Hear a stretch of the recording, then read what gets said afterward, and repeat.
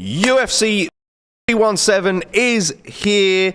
Will Ilia Topuria make history in becoming a double champion, or will Charles Oliveira become a three-time? That's right, three-time. Not one, not two, lightweight but three. champion. So welcome on in. Hello, everybody, and welcome to Against the Fence. This is the place to be if you're obsessed and passionate about the UFC, and you're probably wondering what is going on behind you. Yo. Well, we're in the Q Lounge in Luton. Yeah. No, big for up all to your this pool place needs.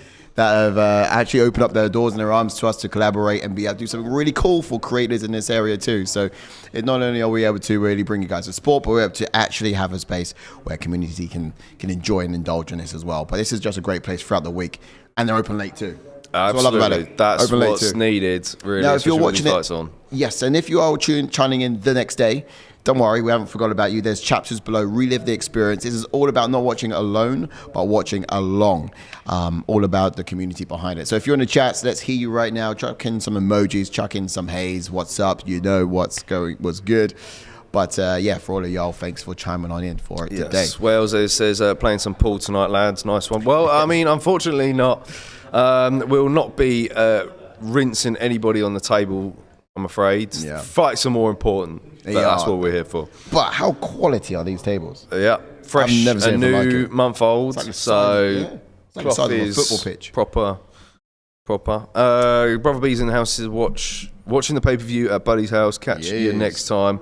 Hope you enjoy episode with The Rock. Shout out to Buddy. Say hi to him and all from us. A lot of love. Mate, we'll certainly catch that when it hits the waves, Brother B. Good to see you in the house as always. Get your picks in before you go. I want to see who you've gone for tonight. Wales says, where's Ash? Is he hanging out with the geezers in the background?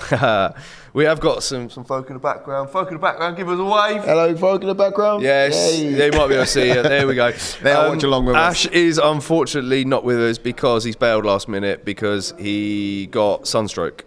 Yeah, So, man's not feeling too well. He's feeling rough, so Not we up for it. had to sub in, I'm afraid.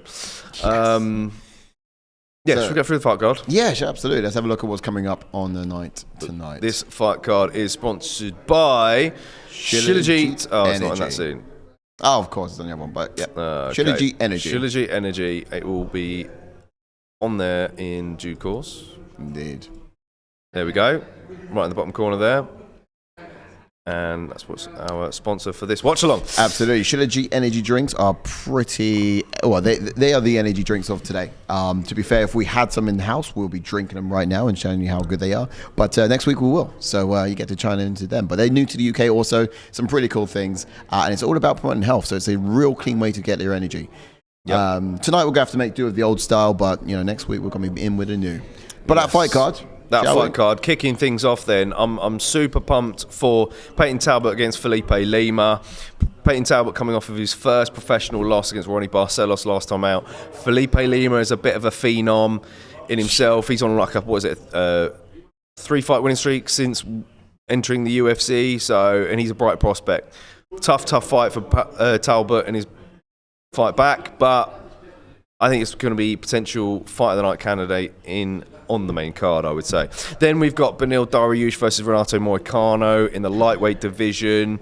This is a rescheduled fight from UFC 311 when the two were meant to pair up, but unfortunately Arman Sarukian pulled out of the main event due to injury and Renato Moicano stepped in to fight Islam Makhachev on short notice. But now we will finally see who's the better man out of those two tonight on the main card. Then, of course, we've got Brandon Royval taking on Joshua Van. Joshua Van stepping in for the injured Manel Karp in the flyweight division. He's got a big jump tonight. Should he get past Brandon Royval? If he does, guarantee you he's making a big claim towards that title fight next, and he's a hot prospect which everyone's looking at. Co-main event, Alejandro Pantoja, Kai Kara France. In the flyweight division, Pantoja defending his belt again against the New Zealand native. It's going to be fireworks for sure, guaranteed. And then the main event, which we were all here for, Ilia Topuria, former UFC featherweight champion, moving up in weight to challenge the former champion in Charles do Bronx, Oliveira, and we had an excellent breakdown show earlier on in the week with myself and Ash, chalking up some bits, and we'll get into some further details in tonight's breakdown, so make sure that you stay tuned for that. Hit a like on the video if you've not done so already, and of course make sure you've got notifications bell rang on our channel as well. Heading on back. So, beautifully done, beautifully read off. And look, I think the only question to ask at this point is, who do you think is going to be the fight of the night tonight? Outside of them, let's include the main cards too, because it's there's 2 belts on the line here. Royval versus Van, I think it's going to be fireworks, but yeah, I mean, I'm most looking forward to the main event, of course. Yeah, that has a huge chance of being fight of the night, unless Topuria gets it done in the first 2 rounds, which is my prediction. But overall, I think the first fight kicking it off should be a barn burner. So my hat would be on that. I would put it down fight tonight if I was confident it was going to go past like 30 seconds. It's probably going to be one that's going to end real quick. Yeah, let's be honest. Could be a good knockout. Could be fun. A great way to start the night. Personally, but yeah. Get your one fight on this main card that you're most looking forward to, guys, in the chats. Brother B says Lima decision, Dariush upset of the night. KO first round, Van subs Royval, what? Second round, and Pantoja unanimous decision, toss up in the main event. He's confident as well. Look, Mystic Megas away. Indeed. Wales says that the stream has London Gangsters written all over it. Ah, yes. I've not seen that film, but I know what you're referencing with the Paul Hall. Absolutely. Bold picks, and I'm usually 3 of 5. 3 for 5, says Brother B. Welcome in 99 Foundation. He says, big up yourselves. Yes, big up you, yes, my man. Indeed. Or gal. Representing. No, that would be yes. Representing big and large. Big up yourself, my friend. Thanks for chiming in. Thanks for being here. Your chats and things will be read out live on the screen, as will anyone else's as well. But this is the moment we've all been waiting for, I think. Brother B says the episode is up on Apple Podcasts and Spotify. Too many connectivity issues on my part. Full video, unfortunately. Okay, no problem about it. I will Brother B, we need to make sure I will tune into that Monday on my commute to work. So, yeah. That's what we do out here. We support each other. That's it. Wales says, I actually put a bet on this tonight. Smith and Robocop cashed. Let's go. Royval, Pantoja, and Topuria. Oh, he knew. Did you put round 1, Wales? Did you put round 1 for Robocop? Or did you say knockout? I also did knockout, yes, but that was comb for the third round. Taylor Young says, hello boys, hello Taylor Young, welcome back into the house, brother. Good to see you as always. Got to get up for this fight card, right? Yeah, man, this main event. I can't remember the last time I was like properly stoked for a main event. Yeah, like this out of like, I'm just trying to think now. Like, I don't know, maybe Marab against Umar, I think, was one of the fights I was most looking forward to. Last before this. Yeah, O'Malley and Dvalishvili. Yeah. No. I wasn't really that bothered about that one. Nah, we weren't crazy for No, you're right. No, we weren't really. No. JDM. Dvalishvili against Nurmagomedov, I was more pumped for. Yeah, no, you're right. I'm looking at the fight cards for this year, and outside of Pereira and Kalaev, I've not actually been excited for an upcoming fight for a minute. Yeah. Yeah. Oh, wait. Oh, we got rid of... Although we did start the year off pretty fire with Moicano and Makachev. That was no, that was a disappointment. Yeah, I mean, obviously, because you wanted Moicano to win. Well, no, it wasn't that. No, I didn't want Moicano. Well, I kind of wanted Moicano to get the upset. I didn't think he was going to do it. And I felt that fight just... It was a car crash anyways, because neither guy had prepared for each other. Well, he's back tonight, and he's going to be up against Beneil Dariush. Yeah, he's gonna TKO Dariush. It's happening. I've predicted it. You think so? Yeah. In the first 2 rounds. Dariush has got to be coming back by now. You know, Dariush is. I think I'm always going to be talking about the moment he could have got gold and he didn't. Yeah, but he didn't. Yeah, but you know, he got done dirty, and it's kind of demotivating. But He's surely picked himself up now, and he's going to be performing a bit better. Wales says Moicano, my main event. Yep. Would you go for Wales? He might upset you, Wales. I'm sorry. Takeo sub. You should not have put your money against Beneil Dariush. Thanks for super chat, Tuto. It says massive salutes to ATF squad, JK, Sai, Wales, and much respect to Ash, MIA. As always, greetings from entire Italian squad in Yes, Tuto. Pretoria, SA. Cheers, lads. Cheers at Tuto. Big Salute respect to you, my brother. friends. Absolutely. And Appreciate of you course, the always fam. coming on through. Love that guy. Love that guy. Yeah, man. All right, let's Did I get tell you that into when breaking he this does press fight up, down. he doesn't push himself up. He actually pushes the whole world down. Oh yeah, of course That's he does. Of course Tuto. he does. Guys built differently. Right, breaking this fight then He down. doesn't play for a rugby team. He carries the rugby team. Anyway, enough flirting, shall we? Yeah. So without any further ado, I should probably get it in the PDF version, but let's start anyway.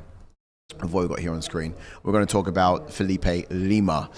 Felipe Lima is pro record of 14 wins, and 1 loss. He's got 4 KOs and 3 subs. He's got 5 first round finishes, and his stats are 2 wins and 0 losses in the UFC. His debut was back in 2024, so just last year, and he's currently now on a 14 fight win streak. Never been KO'd. This guy has shown incredible amounts of promise as of late. And here we go. We're going to see him up against the prospect, which is Payton Talbott. But more on Lima. What's his style?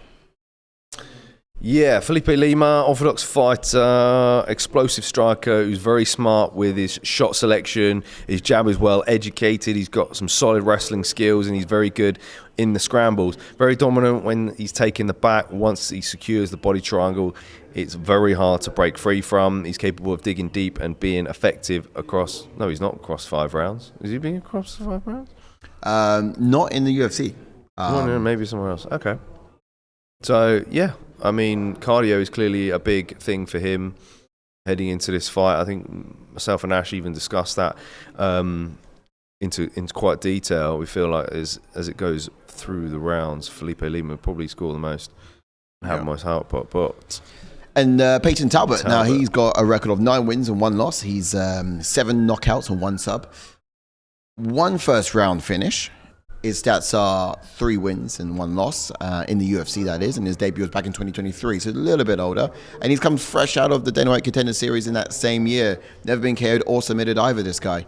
Again, showing a lot of promise as of late. Yeah. But he was on a good streak, but recently that got upset, wasn't it?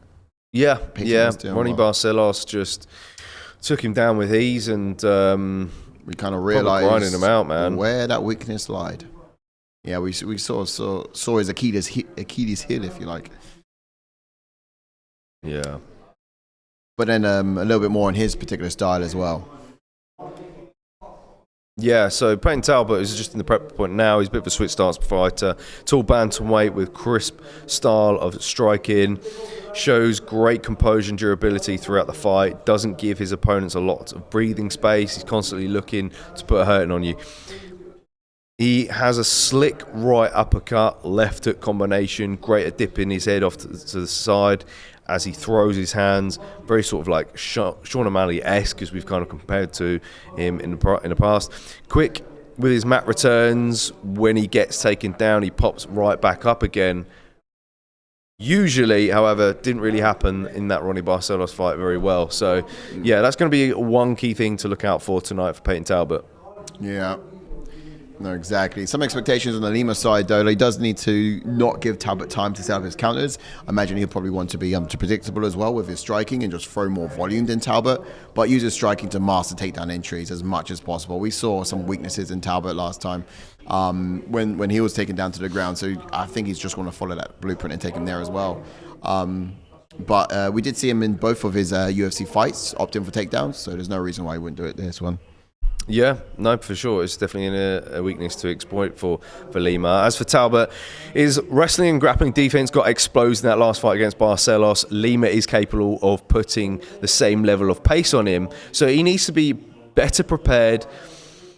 However, I do believe Lima will leave openings for Talbot to scramble away from danger. So overall, I'm expecting a better grappling performance from Talbot. I would prefer to see him stay on his feet, though. He can't spend most of the fight looking for that one shot to put Lima away. Miles Johns did that against Lima, and he got outpointed. He needs to be on the front foot and attack the lead leg with his kicks.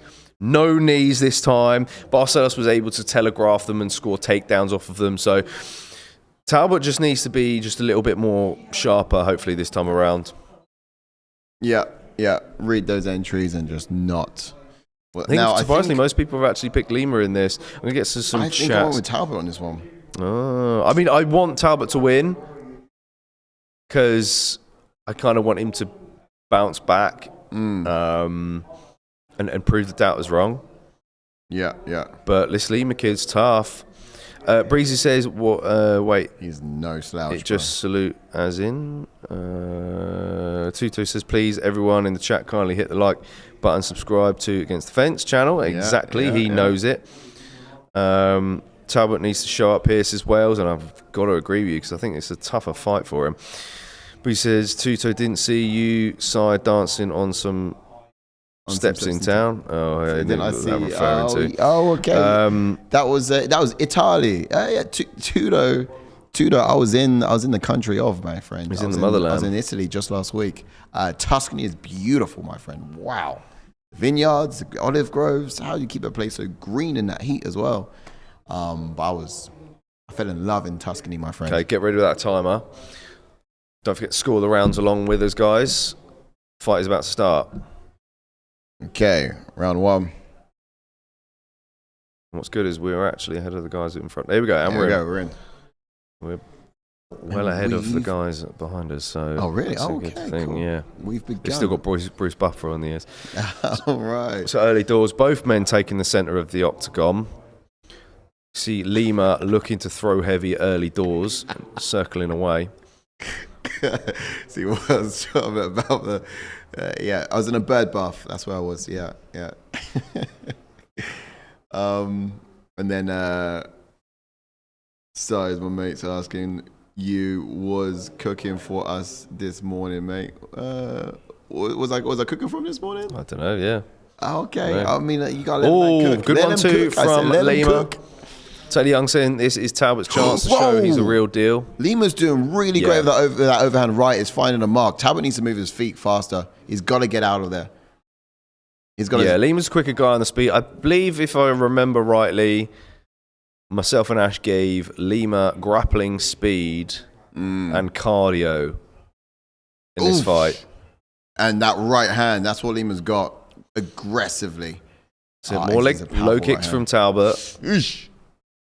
Talbot might have more power, but he's mostly going to be looking for that one shot. Yeah. Lima's going to have more output, I reckon. This is good. And this is not what Talbot's going to like. It's just Lima holding up against the cage. Oh, he's doing well. I tell you, I'm saying Lima has found the range very quickly. Yeah. And now it's Talbot is initiating the clinch. Lima's got an underhook on the left side there. Good hip. Ooh, and he's free. Back to the centre as Lima. Nicely done. Yeah. And now he's going to target the lead leg. Oh, spirit wheel kick. Glanced. This is where Talbot wants and great level change. Oh, great time with his entry. Talbot is down. He needs to stop that. He's got back up again. Nicely done. But this is what Lima needs to do. He needs to stay on him. Did you go Talbot or Lima? I went with Lima. I felt Lima was a decision. Nice scrambling there. Thanks for the subscriber, whoever that is. Appreciate. 999 Master. 999, yep, 99. Good love stuff, that. getting the chats. Appreciate your subscription, my friend. Lots of love. Okay, cool. So now what you're seeing here now is Talbot getting on top. This is great for him. Now, should he stand clear and get back to standing, or should he capitalize here? You'll see how this plays out, to be honest. I'll be interested to see it play out as well. Because standing, it can only just end up back in this position, I reckon. Yeah. I feel like maybe Talbot might have a bit more strength on Lima in this. If he's on top. But overall grappling ability would give to Lima. Oh, maybe as he tries to use that heel hook to escape, perhaps. Great. Can he still remain on top? Okay, he does. Nicely done from Talbot. Beautiful. Big elbows. Position here. I think if you're the judge, you're going to be looking at giving Talbot the upper hand in this first round. Lima's going to wall walk, use the fence here to get back up. And he does. Brilliantly. Good pressure from Talbott. Yeah. Good head really positioning well. as well. He's going to control that hand. Nice. Shoulders, weaponizing everything he can here, Talbott. I would like him to get some knees in there if he can. Tutu says Wales, Talbot needs to be serious. Haircuts as early as possible, mate. Otherwise, single club for life.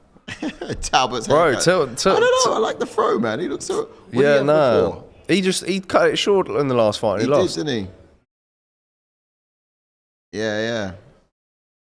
He'd gone back to like the throw. This kind of suits him. I think this look suits him, you know. Yeah, now Lima's on top. A minute left of the round. Yep, looking. I think if you're judging this, you're probably going to go down to who's got the most control time. And for me, that looks like Lima. Yeah. Half guard now. Look at the urgency. He's going to take the back. The urgency in Talbot to get up. It's almost like urgency is important, yeah, but he looks. But you also got to be patient, don't you? If Lima can get off a submission attempt here, he could very well steal the round. But he's 30 seconds or less than that now. Yeah. Back to the feet. Big glance at the clock from Talbot. See how much room he's got left. He's got 20 seconds to punctuate this because if I'm a judge right now, I'm looking at Lima's. It's a difficult round. We'll be scoring in a second, guys. Get ready to put in chats who you think's going to win. Who would have won this particular round? Yeah, I might be inclined to give it to Talbot. You think so? It's now tough. It's now really hard for me. I think Lima landed some good shots on the feet early on. But Talbot actually looked pretty strong in grappling. Yeah, in a second we've got to talk about that tattoo on his chest and what's going on with that. But yeah. Tony Young says Talbot looked not too bad in those grappling exchanges. Lima could edge it. Close one though, says Wales. Yeah, man. How are we scoring this? Give me.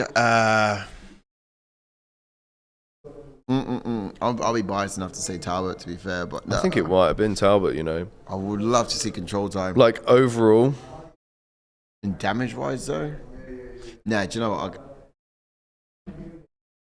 Looking at some of the highlights and replays. Wales is 1-0 Lima. Yeah, I might go Lima. I don't know. This is why we need Ash. We need a third person to break the tie. That's the yeah. That's why it's tough. Because I actually think Talbot. You do? Yeah, I felt like he had a bit more duration on the grappling exchanges. He was a bit more dominant in that area. Lima landed already that timer. Yeah, Lima had some good success with strikes, but I don't think it was enough. And now Talbot's got Lima on the back foot. Ooh. Big swing and miss from Lima. Lima's quick, man. Ooh, there's a knee up the middle from Talbot. In and out there, which is really... Lima's going to try and wait for that again. Oh, good 1-2 from Lima. Clean. Talbot just kind of stood there like a deer in the headlights. He could have got 3 on that if he were... Oh, big swing and a miss, but he goes into a level change. Talbot read that really well, like he did, that was fair play. But I wish he capitalized. Nice trip from Lima, but... Lima's found a new gear in round 2, hasn't he? Talbot's actually reversed it. That's impressive. It really is. Despite Lima finding in gear 2 in round 2, Talbot still managed to kind of roll with the punches on this. I think Lima needs to do more off his back, man. He does. He's right in his half guard position. I think he needs to attack the leg like he did in the first round.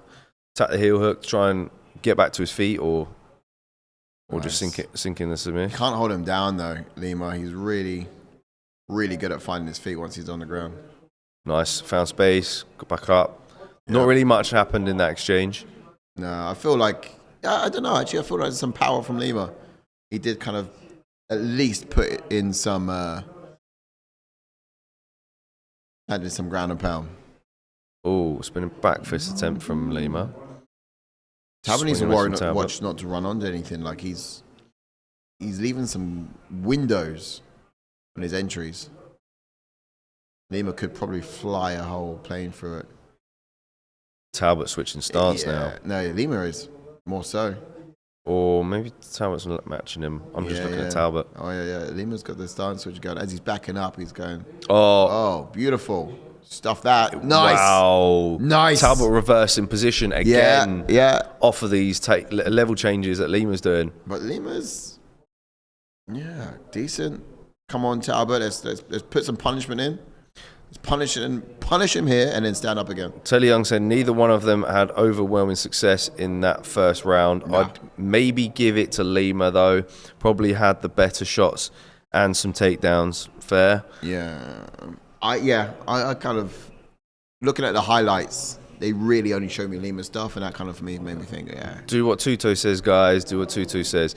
Jake Jojo in the house, who says, What's up, Jojo? Can you please show us the fight? Unfortunately, I can't, because we'll get thrown off of YouTube. But make sure you keep us on one device, get the fights up on another device, and watch along, because this is a UFC fan channel where fan opinions matter most. Yeah. The boys in the background managed to be watching the fights. But we can't show it, We can't show it, sadly. But deep into the second round here.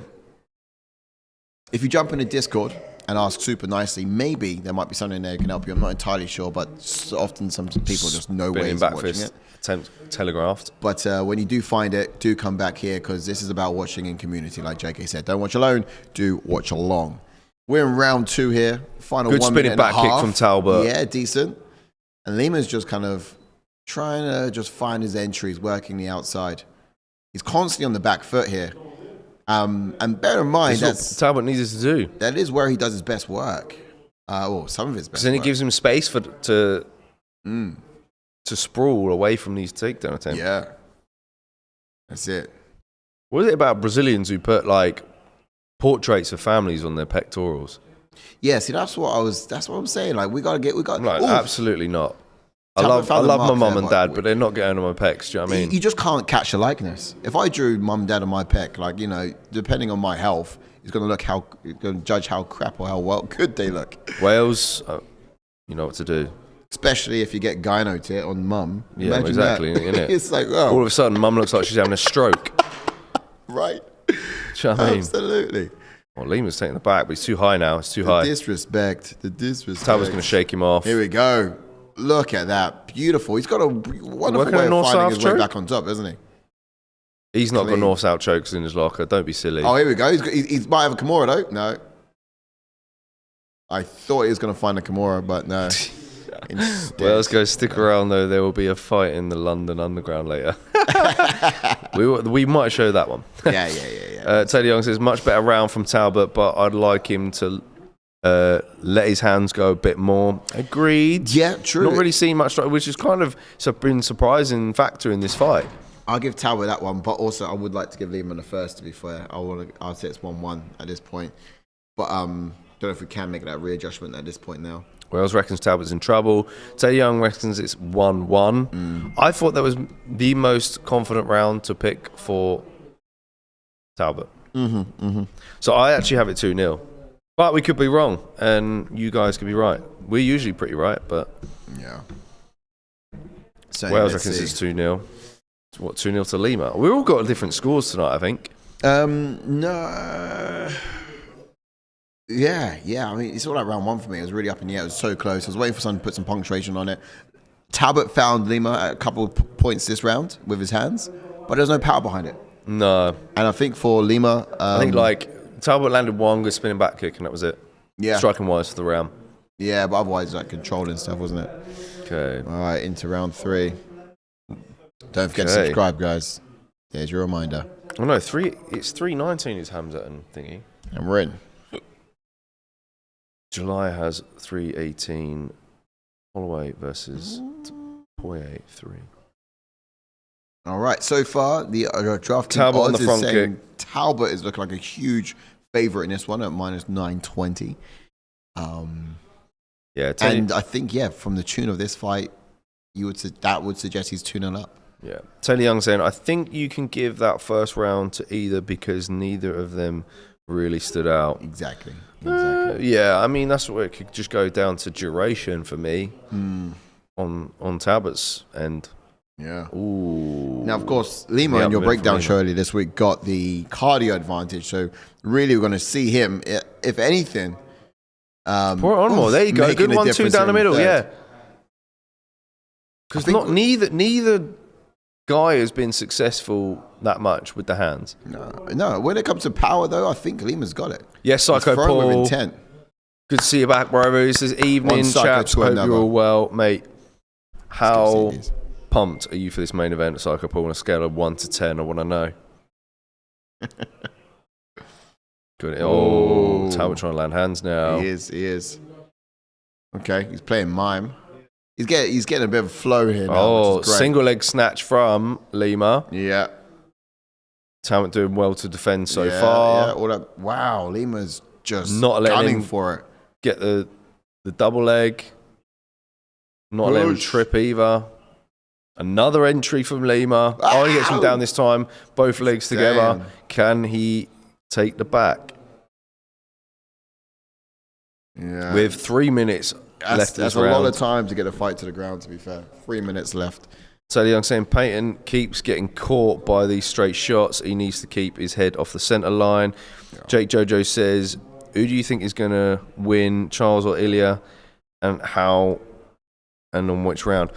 I've got Topuria round 2 knockout. I just got a feeling, man. Got that feeling this is go. And I was saying we'll break it down a little bit later on, that you could argue that Oliveira is actually getting better as a fighter. Yeah. From watching his fight against Chandler, where he just mollywopped Chandler for 4 rounds. Didn't look as strong in the 5th, but I quite liked his takedown entries in that fight. He was able to take Chandler down a few times. Yeah, that was pretty solid. And I think that was one of the things you mentioned as well. Like, are we saying he's coming back as a yeah. The topic we were saying is, is Oliveira past his prime, or has he still got what it takes to become a champion again? Yeah. Ilia's going to spark him to Wales. So Young saying, I'm hoping Charles, but Ilia isn't a good matchup for him. No, agreed. It's going to be tough. But, look, let's not forget Max Holloway started piecing Ilia up. Oh. If Ilia gets it does this, like he's okay. He's beat Volk, so we know he's better than Volk already. But, good spinning wheel kick from Talbott. I felt like that was in slow motion. Yeah, thought like that's probably gonna be the most significant strike landed on the round. High kick attempt from Lima, slips. He's gonna pay though. Talbott should just go for a gilly here. It would make sense. Oh, he's gonna take the back instead. Good gammy roll from Lima. This has just been back and forth, man. Yeah, no one's really done anything significant enough. Lima going to decision. Talbott says Wales. Telly Young says, I think Charles has a better chance than is being made out. Ilia has, for the most part, been fighting people who don't have much power. So he's able to go forward without worrying. Do you know what, I kind of agree with you with that, to be honest, Taylor. But remember, Topuria is a featherweight. Looking at that clock, he's a featherweight. Yes, he's got power at featherweight. Does that transcend at lightweight? That's also a huge consideration. Is he still fighting someone without the natural power he's used to? I had to deal with. Nice one from Talbott. Yeah, decent. There's activity, Talbott, activity. Play him like the bongo drums. That's what I'd be doing. If I was in this position, I'd be playing his fight like a bongo drum. This is haram, bro. What's going on? Come on, man. Oh, big elbow there from Talbott. Oh, up kick. It was allowed. It was illegal. Nice. Talbott's got the aggression here in the final sprint. I think this could be a confident 2-1 to Talbott.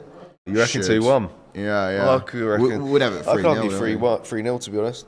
Overall, I think it could be a decision to Talbott. Unanimous, nonetheless. Psycho Paul says, main event broke my scale. That pumped. I'm going cry real tears if Charles wins submission round 2. See that little celebration he's got? Mate. Will says 3-0 on the parlay so far. Tuto got Royval, Pantoja, and Ilia meet. Someone's on the roll. Hey, look Someone's at that. On the roll. He's just giving you the secret ingredients as well. How about that? There we go. I did like Lima's right hand as it started, to be fair. He had a nice right hand in the first round, but then it just became null and void as it went along. Either it was... Yeah. Here we go. Right hand right there, see? Either it was Talbott's ability to just move out of the way of it or read it. But it was quite powerful for as long as it lasted in the first round. Beautiful. Kick on third round. Kick. Great highlight reel. Not enough power to really put people dead. Chilly in here now. Chilly.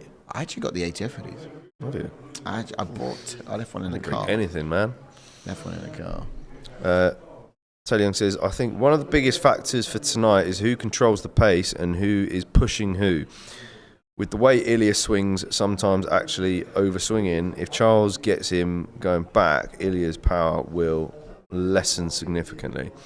Yeah, no, that's, I think, one thing that Max Holloway had some success with in that fight, to be fair, was his ability to catch Ilia coming in, and Ilia was just swinging for the fences. Mm-hmm. Don't know what the scores will be. Let's see. I personally, guys on the chat. Talbott with the win. Now, was that unanimous decision? Or how close were we? My picks have been awful tonight. Are they really? Awful. I actually think I'm doing all right. Did I say decision? I did say decision. Oh, so it was actually 29-28. Terrence McKinney ruined it for me. Yeah. I went Borshev in that one. It's gone downhill since then. Oh, no, tell a lie. No, it has gone down since then. I did get the Tracy Cortez fight right, though. You did, yeah. Guys, if you want to know what we're talking about, there we are. Which means Beneil Dariush is probably going to win next. We're talking about a Fight League app, which we've got here as well. It's in the description below if you want to go check that out real quickly. After the event. Jump in next week for your picks. We like to compete with you to find out who is doing the best on picks. I have to apologize because that whole duration I didn't have the fighters up. Oh, damn. Well, they're there now. Slacking. They are there now. Do you know what it is? Week off. Classic week off. Yeah. Well, says, I'll send a $10 super chat if one of you lads turn around and scream at those lads in the background, Moicano wants money. All right, we'll wait until Moicano comes out. Breezy says 29-28 Talbot for me. Think taking second and third. Oh, look at that. Wells woke up this morning and he wanted violence. Yeah, that was a biased decision post-fight. He wanted some clout. Teddy Young says Charles Wells should moving. keep the fight as best he can, either at clinch or range or kicking range. Agreed. Tuesday says massive cheers to my mates making the bets as we speak. Teddy Young says 29 Talbot for me. Yeah, Lima could have won that first round, perhaps. I love how Tuto's punctuating everything he says with the old. Of course. I have to tell you, this week was the first week I've actually seen an Italian use Max Crosby in the house. That sign so effectively. Oh, really? Yeah. Toilets were locked. It was just like, toilets were locked, and he was just like this. Right, with the finesse as well. The finesse. By the way,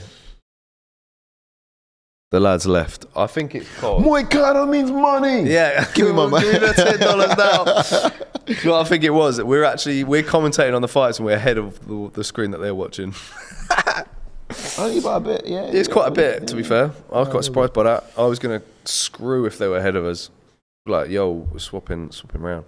I always said I find if someone's ahead of us, you tend to kind of get the you still don't kind of. Fair, they might be going for a smoke break. They might be going for a smoke break. Yeah, good shout, Wales. They got a whole lounge upstairs. But yeah, what I tend to find, if someone's ahead of us, they'll cheer, and I still don't know who they're cheering for. Or they're like, "Oh wow, knocked out!" It's like I still don't know who got knocked out. I know something's coming. I gotta figure out who it is, and that can always sometimes be a surprise. I'm gonna take my shoes off. I'm getting a bit cozy up in here. I know. I'm getting chilly though. Oh yeah. Yeah, man. Don't know what it is. It's got aircon in it. For what would be a duration of a coffee break, you could sprint to the car and get a hoodie. Oh, that's long thing. You're gonna sprint to it. Fighters will be gone. Will be in. Yeah, Feel free to get your questions in the chats, guys, especially with a lot coming up.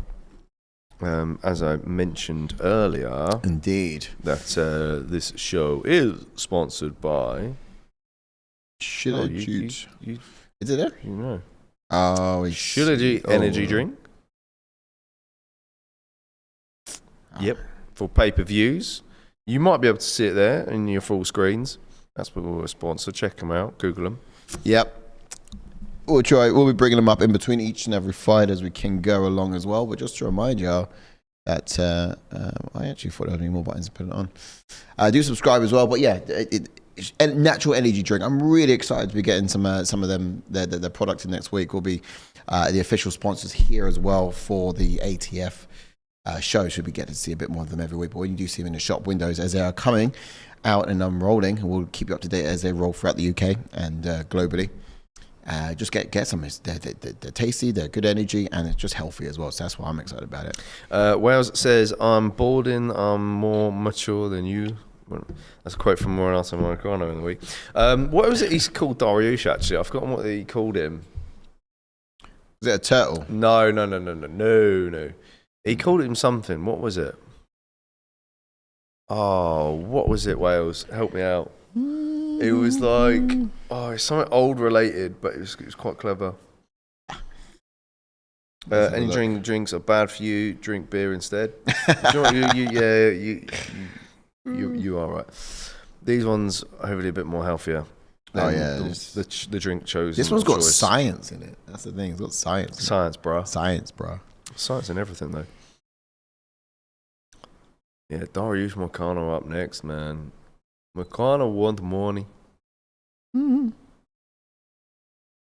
Pede Pimley, I want to fight you. Show me the money, brother. Show me the money. Called him old, is that it? He just called him an old man. No, he didn't. I just asked Grok. He called him something different than that. Yeah. It was quite a pun on Beat Darish's the name. out of the old man, and later escalated into trash talking by saying he'd have to kill him after realizing there's close age gap. Yeah. I don't know. I thought Grok would give the answer, but he did not. Jokingly all aside. Either way, yeah, got heated between the two, and you just love it when one kind of comes to open his mouth, don't you? Get next fight up, shall we? Fight number 2, Dariush versus Moicano. We'll get into that momentarily, but they're going to go for a little bit of a highlights show reel here on the screen. It's not insane. What do the old people get? Senile. That's it. He called him senile Dariush or something like that. Oh, I see. Like he's on it's like he's on a pension or something. Pensioner. He's got grey hair, granted, yeah, and it's come on pretty thick and pretty fast. However, Dariush is a dangerous grappler. I put Dariush by submission. Yeah, he's well old doing it. Yeah, he did. Well, says JK, I'm surprised you're not at Glastonbury tonight. Much, mate. Yeah, missed out this year, unfortunately. Didn't make the cut on the old tickets, but yeah, I was trying to stay off social media to see what was going on over there. Ended up seeing Pulp surprise set earlier on BBC, and man, I was glad I missed it. Missed it, man. It looked like a vibe. They were doing quite a few things over the UK, even outside of Glastonbury. These last couple of weeks. I think Pulp were over at the O2 a few weeks ago as well. Teddy Young says, Money Moicano can't afford to lose. No, you got to agree. He was doing so well in that run he had before the title fight. Yeah, that kind of reset him a little bit. But he was always going to lose to Makhachev. He's got to win this to get back in the picture. But that picture's getting a bit crowded as it is. I guess on this card alone, we've got 2 flyweights and we've got 2 lightweights coming up. So we're going to get those ranking cards up too. Unfortunately, Tuto, we can't bring Wales onto panel today because we ain't got any headphones with us. And we've done a sound check with him. Taylor Young says, I lose to the best brother. Islam is the best. Beneil is not the best. This is Taylor Young. I lose to the best brother. Islam is the best. I don't know, my friend. He's quoting. he's quoting. That would be Moicano, of what he had said. But I do think that if I stand by this very day, if Dariush had fought Makhachev at a time when they were supposed to, it would have been a different outcome. He would have won. Yeah, well, Glasgow was super political this year. Super. Palestine flags everywhere. What's it called? Is it kneecap or something? Saying like, basically, dead to the Israeli Defense League or something like that. What? Oh my god, that's there as well. Oh, bro, it's kicking off. Wow, it's going mad. It's honestly. It's kind of you don't want to be there, huh? Mm-hmm. Yikes. Yikes. Imagine. Moicano want money. Let's go. Let's break this down, actually. History points and some expectations. Oh, blimey, we're late. All right, Moicano, he's 20 wins, 6 losses, 2 knockouts, and 10 submissions, 4 first-round finishes, and his stats in the UFC are 12 wins and 6 losses, that is. Now, his debut was back in 2014. This guy's been around for a hot minute. That's 10 years and 1 more, so 11 years in total. Yeah, what I'm expecting for Moicano is we arguably saw his best performance in that Benoit Saint-Denis fight. Benoit Saint-Denis had such little offense in his home country. His ground control and ground and pound was brutal. I think Dariush will be much better defensively on the ground, and it wouldn't be as easy. But I think Moicano will be confident in that area though, and probably do some damage, just not as violent as that. Moicano will be much quicker than Dariush and do most of his damage on the feet, throw his jab, pull away from the counter, and immediately return fire with his counters. And he'll be just much quicker than Dariush, really, I think, in every aspect, actually. Now, Dariush over in the red corner, as he's getting prepped up, he's a pro record of 22 wins and 6 losses, got 5 knockouts, 8 subs, 8 first-round finishes as well, 16 wins and 6 losses. That's in the UFC alone, bear in mind. And his debut was back in 2014 as well. So they stepped on the scene in the exact same year. Now has lost his last 2 fights, and he's the 3rd most wins in the division as well. That's 16. That's an interesting stat from Ash. Salute to you, my friend, about Dariush. Now, I guess, what do we expect from the Dariush? Senile. Senile Dariush. I think he will stay patient and wait for his opportunities to counter when Moicano steps into range. He can just let Moicano use a lot of lateral movement. Dariush is just going to command the center, I think. Just wait for Moicano the whole time. If his butt hits the mat, then I expect to see Dariush attack leg locks to use it as sweeps, and so he can wind up on top. Similar to what we were kind of briefly saw Lima try in the round 1 of the Talbott fight. But I think he'd have better luck. Now, both guys are slick on the ground, and they could very well cancel each other out. That's what I'm kind of wondering here. And maybe it's better contested on the feet, which is why I've got Moicano getting the finish done in round 2. Mm-hmm. Not a lot of it is in it for these guys. It's quite funny that Moicano was commenting on Dariush's age when they're the same age. But still, it's the irony in that. I'll change the scorecard. The irony in that. We're going to kick this one off. I'll get a timer and a round ready. Chats. Breezy says, still find it wild. Moicano has fought for the title. Mate, same. And like we had him in our ones to watch, and we're like, oh, by the end of the year, he'll get a title fight, and he'll probably have a good run at it, but just not the right time, I'm afraid. Do you know what's annoying about that? Dariush hasn't. Yeah. Any grey hair. Let's go Renato. That's what's so annoying about it. It's just he was so close to it too, and he should have. He was there. He was the next in line, bar Makhachev. Well, says Gunnar McGregor. This fight walking in front of the TV. I'll be back. Jake Jojo says my guess is that Moicano wins first round and then overcommits to attack, and Dariush takes him to the ground and maybe a sub. Really? For real? Wow, that's a good pick from Jake Jojo there. you put some money on it, brother, if you're into betting, of course. Teddy Young says so much room for activities. Moicano is 15 days younger. Really? No, shut up. It's the same year, bro. 15 years and he's balding, mate. He's going to go to Turkey. Look at that.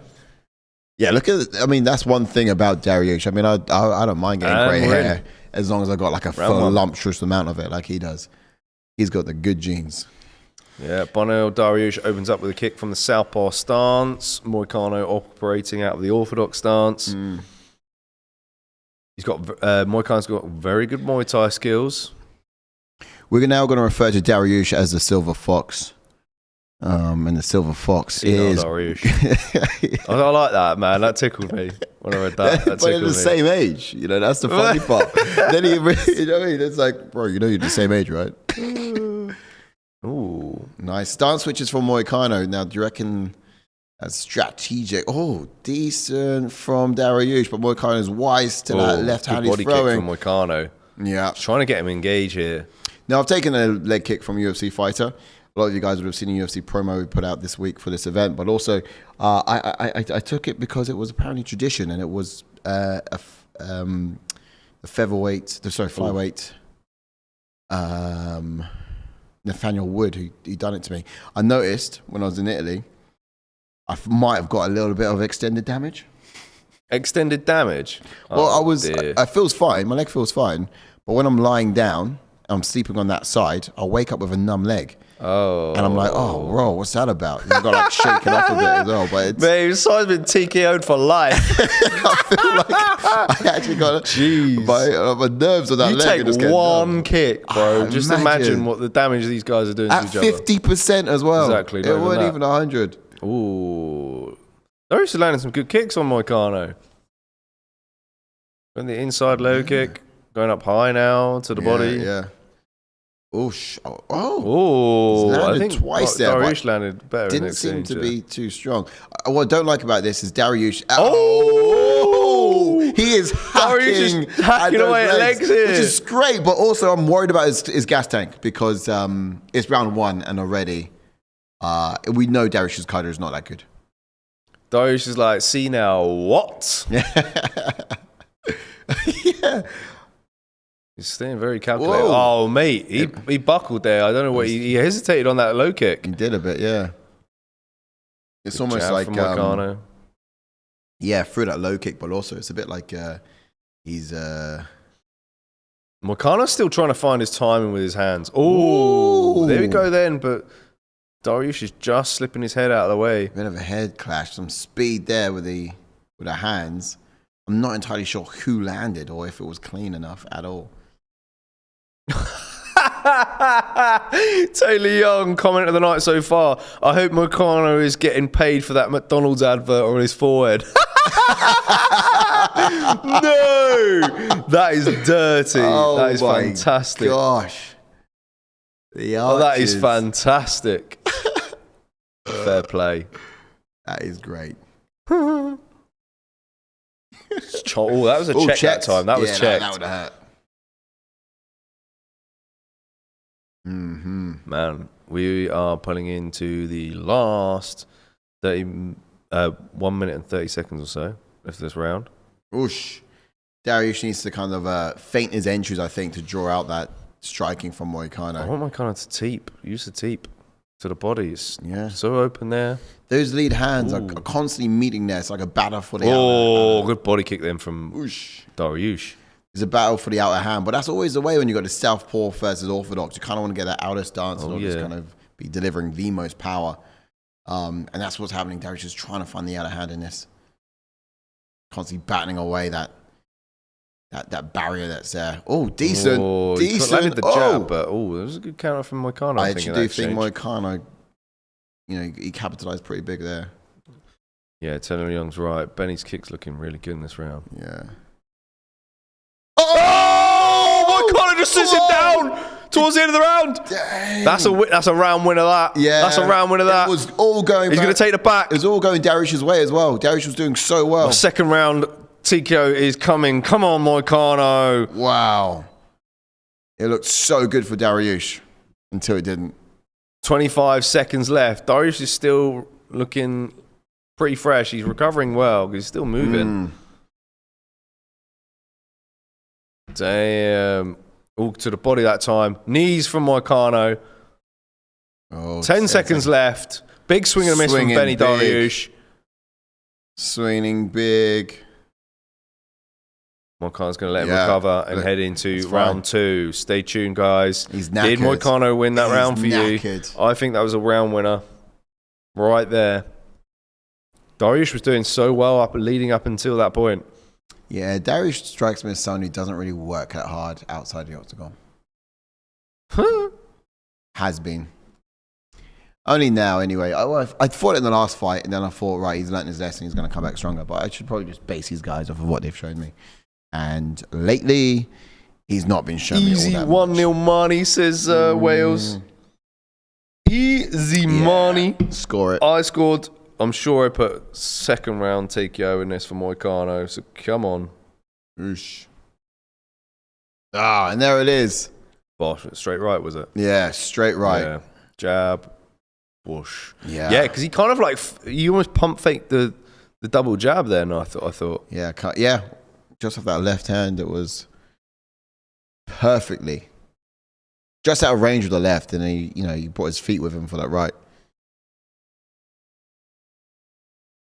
And we're in round 2. Sync us up, guys. This is all about experience to be done together. Let's go.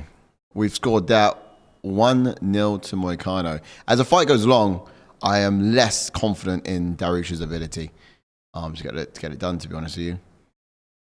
I don't know if I'll put decision, but I would be disappointed if I had. Oh, Dariush looking to take the back now. What's happened there? Yeah.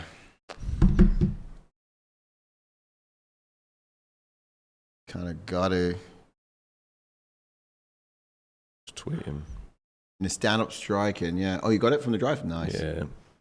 Beautifully. Yeah, in the stand-up striking, if I was looking at who got the edge in this, and just to remind me, like in the breakdown show, the striking the edge would have gone to Moicano. Yeah. And look, it's perfect. It's shown. So yeah, this is the right strategy for Dariush. I think what he does need to be doing is getting the back and is trying to get submission. It could be a little bit too high on this. I think Ash was toying on the striking, I think, or grappling as well. I've always known Dariush's striking to be a bit slow, but grappling, I'll be, well, yeah, I'd have to go with Dariush, but it's a toss-up. This is cardio taxing though for Dariush. Yeah, he's just looking to turn it up a notch and just try and wear Moicano with his grappling more so now.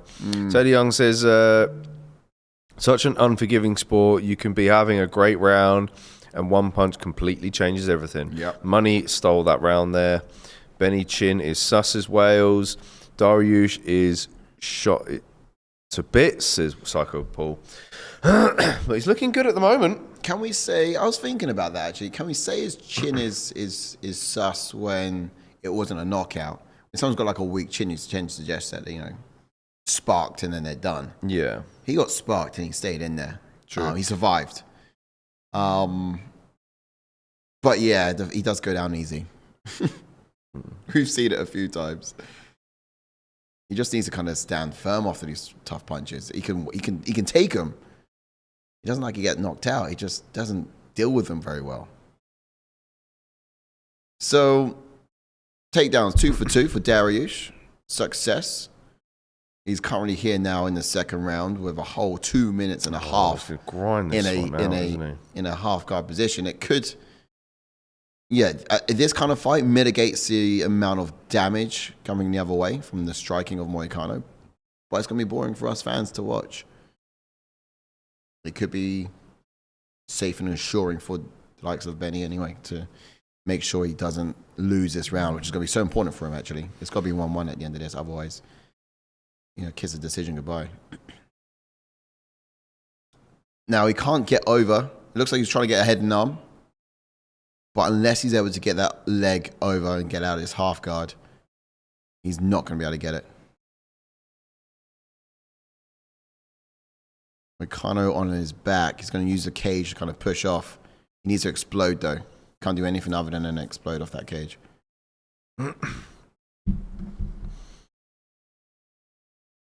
30 left of the round. It's all Beneil Dariush so far. Yeah.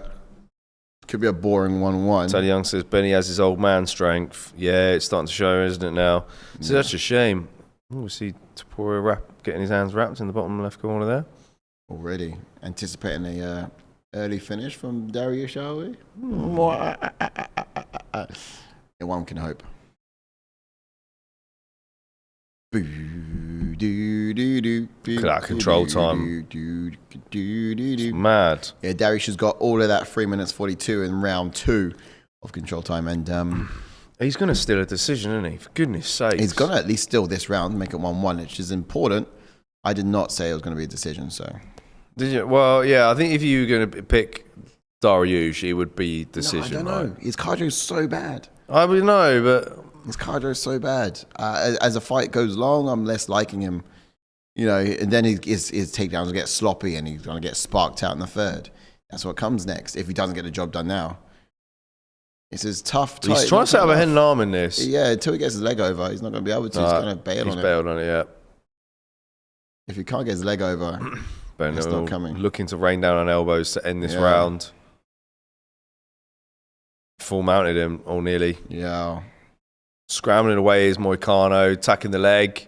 Break 3, but still not enough. Nice. All of it.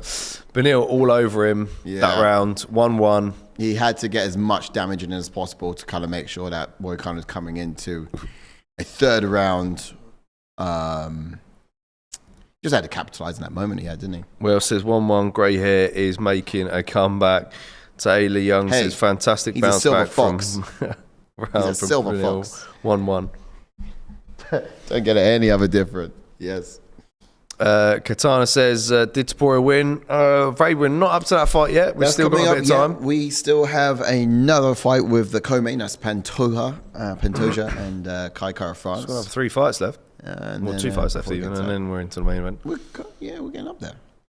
The girls first. Okay, maybe you could be right heading into this third round with Beneil Dariush looking a bit tired. He exerted a lot of energy keeping Moicano to the ground in that round. It's up to Moicano to get rid of that timer to put a statement on this fight. We're at round 3. Here we go, and we're in. Let's go. Oh, high kick attempt. Back to the kicks again from Dariush, which is good. Love to see it. I think. Oh, Superman punch! I've not seen one of them in time. Oh, it's been a minute, and he's looking to take it right back to where he left off, which could be all integral and important for him. But he's going to be able to get an actual finish in this because none of us want to see another 5 minutes of what. Moicano lines up on top. I knew he was about to do it. He goes to take the back. Oh, wow. Good scrambling ability from Dariush. Beautiful for Dariush. Got his head tucked in here, trying to slip out the back door. They're both so sweaty. Yeah. Just keep it on the feet, Moicano.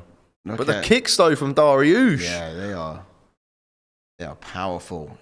Yeah, look how laboured he's getting as well, though. Making mistakes like this and allowing Moicano to get in there and just hold him in the back. That's the issue with, like... Oh, here we go.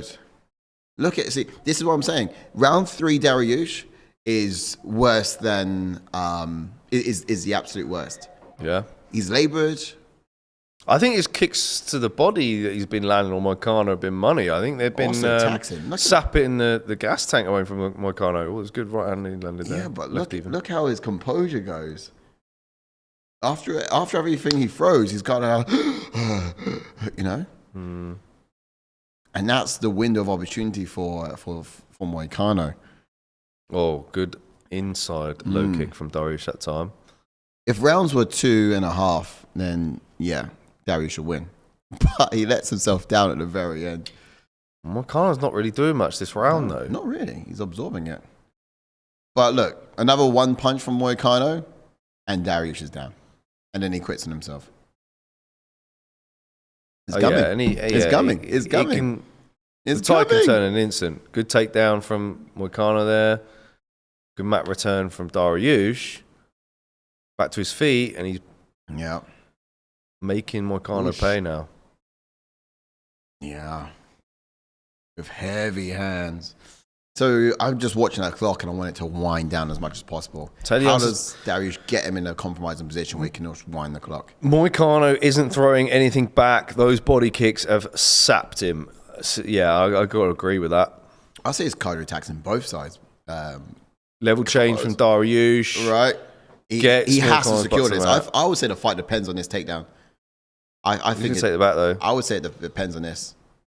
If he lets it slip, you'd just watch how demotivated he'll get after it.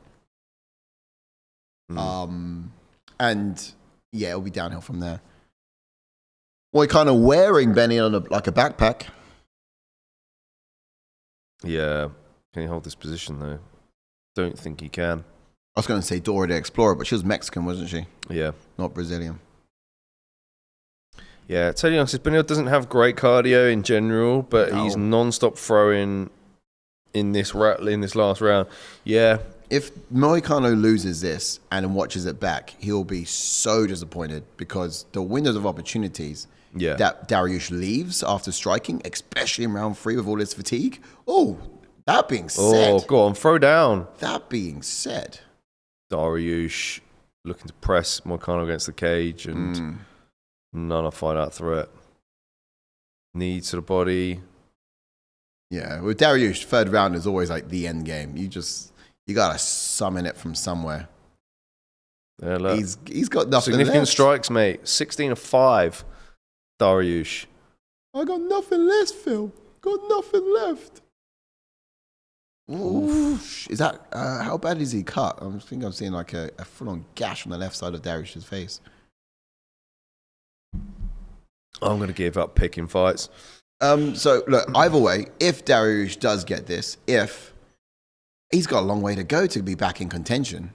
This Dariush doesn't beat I imagine so. anyone higher than Moicano. No, he doesn't. He remains 11, but he just remains a good gatekeeper for top 10. Unless Moicano's coming to this hurt. Paddy Pimblett, nah. This far from that fight. We're far from that fight. The idea is gone. No, I mean, if he starts rising. But Moicano? Yeah, no, Dariush. I mean, Dariush's not going to fight Paddy. Well, no, he's not. I'm saying, like, I don't see anyone up there he can be better than. No. If this is his match, he's struggling here. Oh, I see. Okay. Because Paddy Pimblett's new up there, and I think he's going to be tough for him. So, yeah, either way. And that's a wrap. No, I 2-1 Dariush, I'm saying. Yeah, I agree with that. I don't see a it. decision for Dariush knowing his gas tank. I'll be surprised if he gets it, but I was hoping he would have got that submission in round 2. He was so close for it, but that's how I called it. That's how I called it. Did you guys score the same? Mm-hmm. 29, How'd it go for you 28. guys at home? Oh, so they liked... Oh, that was the kick that dropped him. So, yeah, this is 2-1 Ben.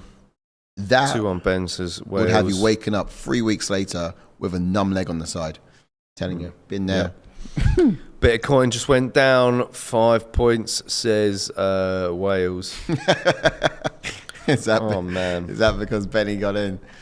Anyone else thinking it's Dariush's day? Man, yeah, well, we got to go rankings as well. Yeah, we do. Oh, check this out. That's a watch along, which could be a state of... Where even is that? I'm not entirely... Airbase somewhere, I think, in the US. Oh, okay. Definitely look like Marines. Yeah, that's what the full community looks like. Not bad. Now imagine that, just back there. Lightweight. Beneil Dariush. It's tough, man. Mm-hmm. It's tough. He's smiling already. I think he might have an idea. He's looking good. Moicano looks like he's crossing his fingers, toes, and everything. I'm not sure who Chandler's going to get next, but I'd love to see Chandler against Dariush. Yeah. Dariush gets it. There we go. That's a wrap. My boy. He's my boy, Blue. That's a wrap. Moicano. That's exciting. 2-fight losing skid now. That was Dariush before this fight. That was Dariush. The Moicano fall off has been hard, man. Yeah. Hard. Once you get broken by the best, you don't really come back that easily. Moicano against whoever.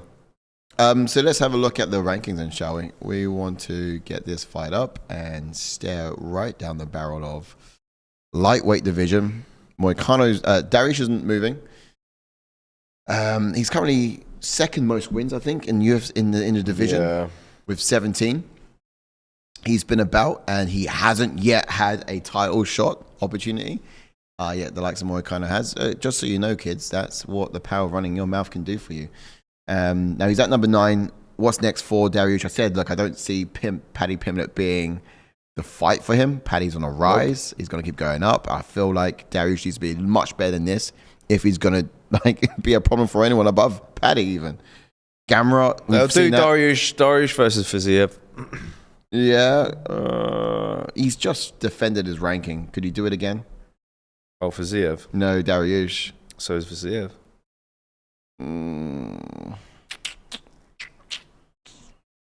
So Fiziev, who has defeated Moicano as well. That's all I can see, really. That would be plausible because he's already fought Gamrot. Gamrot's a fight up. It's either that or, I mean, the second most in the division warrants like a bit more, doesn't it? He's fought Gamrot as well, doesn't he? I can see Moicano getting someone like Grant Dawson. Has he fought Gamrot? Who? Dariush. Yeah.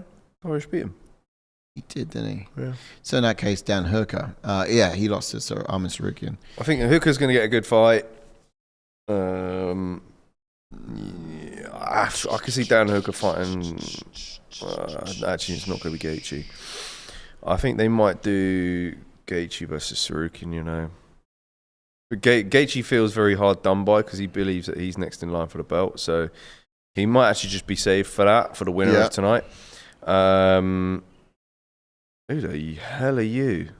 Is that Nina? Television personality. Is that what they... I didn't know they breed things like you. Yeah, is your name J-Check right there? There's my girl J-Check. Yes, right there on the... Breezy says Cardio won that fight. Big fan. It did it indeed. Cardio won that fight, really? Blue, my first pick. I had none. But that was a great opener, says Brother B. He also says not a knockout, but Benny earned that W. Paddy isn't booked yet, is he? Says Breezy. No, he's not. He's not. That's true. He's going to get a big fight, though. That's the thing. I just don't know who. Yeah. Because Yep. I think Paddy might get Sarukian. And then that's a jump, Gaethje.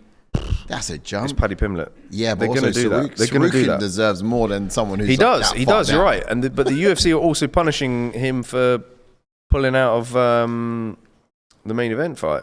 Yeah. UFC 311. However, he did weigh in as a backup. So, yeah, I just think the UFC are in a bit of a sticky situation at the moment. Yeah. Gaethje doesn't want to fight anyone but a title fight. Sarukian deserves a title fight. Paddy Pimblett deserves a big fight, or, well, they're going to look to do that. You know? Unless they did Paddy against Hooker. But, like, that's fun, but... Or what's a bigger fight? Let's keep Sarukian in the picture, right? But let's say that welcome to the division, Ilia Topuria. There we go. We've got Paddy versus that hand sanitizer boy. And this Paddy, I'm more confident in. At the time, Paddy would have lost to him, even at a different weight division. I mean, but now I'm a little bit more confident in that match taking place. Like, let's bring it back. Topuria says he wants that fight. However, he also said that. I'm sure he said in an interview that he's got to get it before. Paddy doesn't deserve to fight next for the belt. I mean, if he gets Sarukian, then yeah, like he's definitely deserving of Topuria, I think. And yeah, it depends on the performance this time around. Entirely on the performance as well tonight from Topuria, because he could get the win, but if the performance was just about, maybe Makhachev's busy up the top with that Sarukian thing happening again. We're also going to, in which case Paddy, Topuria. Yeah, I mean, we're going to revisit this division later on, aren't we? So, yep. Let's not forget that. And you know I love a story, and that, my friend, would be one hell of a story. Okay, cool. We'll leave it there for now and go back to the main. And I'll clear that screen up. But that was just the second fight up on the card. Congratulations to Dariush, who's got the decision win, surprisingly enough. Decision win against Moicano. Right. Next up, Royval versus Joshua Van, man. We're going to learn a lot about Joshua Van tonight in this fight. Should he rise to the occasion against a veteran in the flyweight division, Brandon Royval? He's fought the who's who. Yep. Including a submission win over the title challenger for tonight in the kind of main event. Yeah. Both of these guys are 4 in the last 5. But Joshua Van's got more knockouts. He has. Royval's got more submissions. He has. Yep. So we're going to have to really look at how these guys... But even if Joshua Van falls short in this one, I think it could be a massive learning experience for him. He's only, 23, 24 years old. Royval is a sneaky grappler. I think I may have put submission in that. Royval's... Yeah. To win. I think Royval can catch him. I think I went with Royval as well. I'm actually just checking this out because one thing I did notice about Royval is he's terrible on decisions. Actually, no, I put Royval decision. Oh, and I did put decision as well. When you look at decisions, though, he's lost like 5 decisions. So it wouldn't particularly be the strongest way of getting the job done, in my opinion. It could be a knockout. I mean, I would love to have a knockout because we have not had a finish yet on this main card. I would actually... No, that was the headlining of the prelims. So our last knockout. If you missed it, it was Robocop versus Hermanson. And I do hope he's okay. And we do want to get an update on that.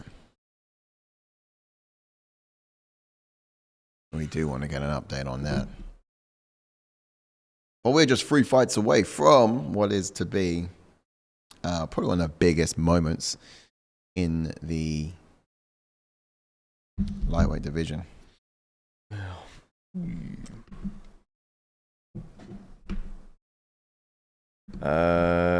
Was you a bit surprised the fact that look at this stat going. Most significant strikes per minute, Joshua Van leading in flyweight history.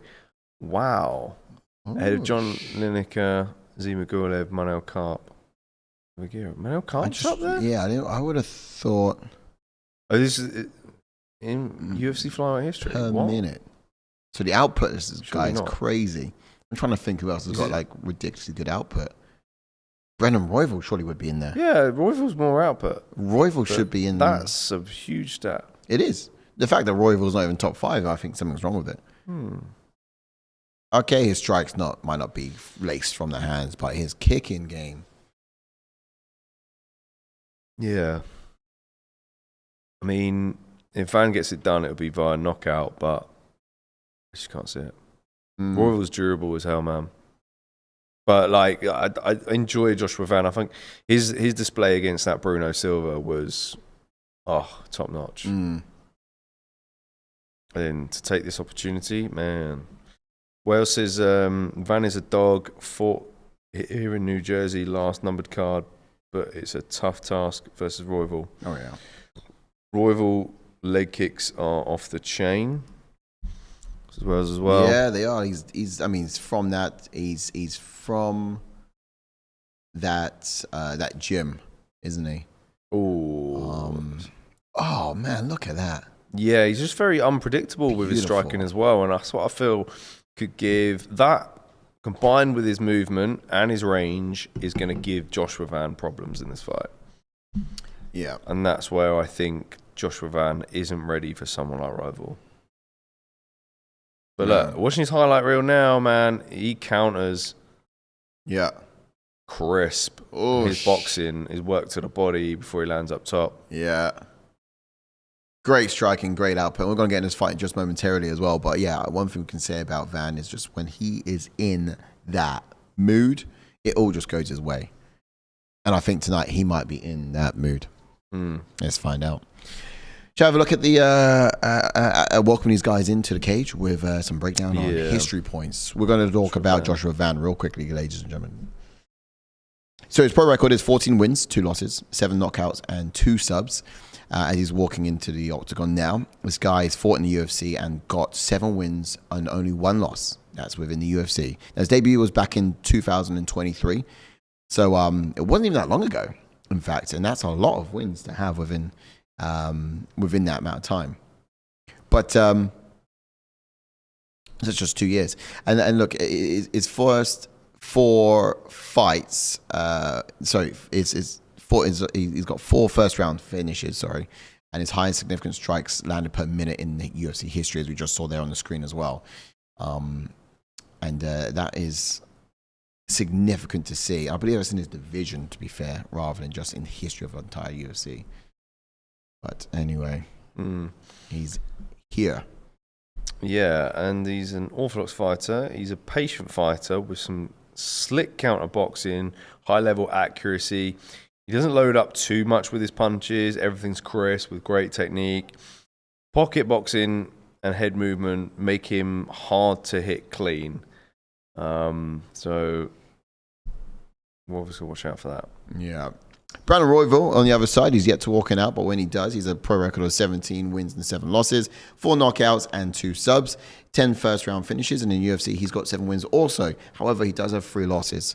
Now, his debut was back in 2020, so that puts him just 3 years prior to the likes of Joshua Van, and that gives you a bit of an idea as to the activity of Joshua Van. To have the same amount of fights, or wins, within that time, and just 2 less fights in total. Now, Royval's on a 2-fight win streak, but both of these gentlemen are 4 wins in their last 5. So, yeah, we'll constantly talk about they're dangerous, how both of these are dangerous. But before he walks out, a bit more on his fighting style, JK. Yeah, he's going to be making a walk in just a sec. He's a southpaw fighter, black belts in jiu-jitsu, relentlessly wild striker with crazy pace, very aware and evasive in his scrambles, but also has a high-level submission game of his own. If you get him down, he'll make you work. Uses a lot of frantic and unpredictable movement when standing, keeps his hands low and lets them fly in continuous combinations. High-output striker, will crash into punches so long as he can return 4 of his own. Sneaky with his leg kicks, will sometimes feint an outside kick, but brings his knee down the middle to land to the head or to the body. Saw one of them in the highlights, didn't we? That was savage. Yeah, man. Like, he's got it all. Very unpredictable with his strikes, as Brandon Royval. Some expectations for Joshua Van. Royval seems to be like really stringing it out a bit as well. He does, actually. Yeah, here we go. Here he comes. Finally, he's like, you will wait for me. Right, as he rolls out of the T-Mobile Arena. But let's talk about, real quickly, Van, who's waiting in the octagon. He took a patient approach against Bruno Silva in his last time he fought, and he was able to find a mark with his hands quite early as well by dropping Silva with a double jab right cross.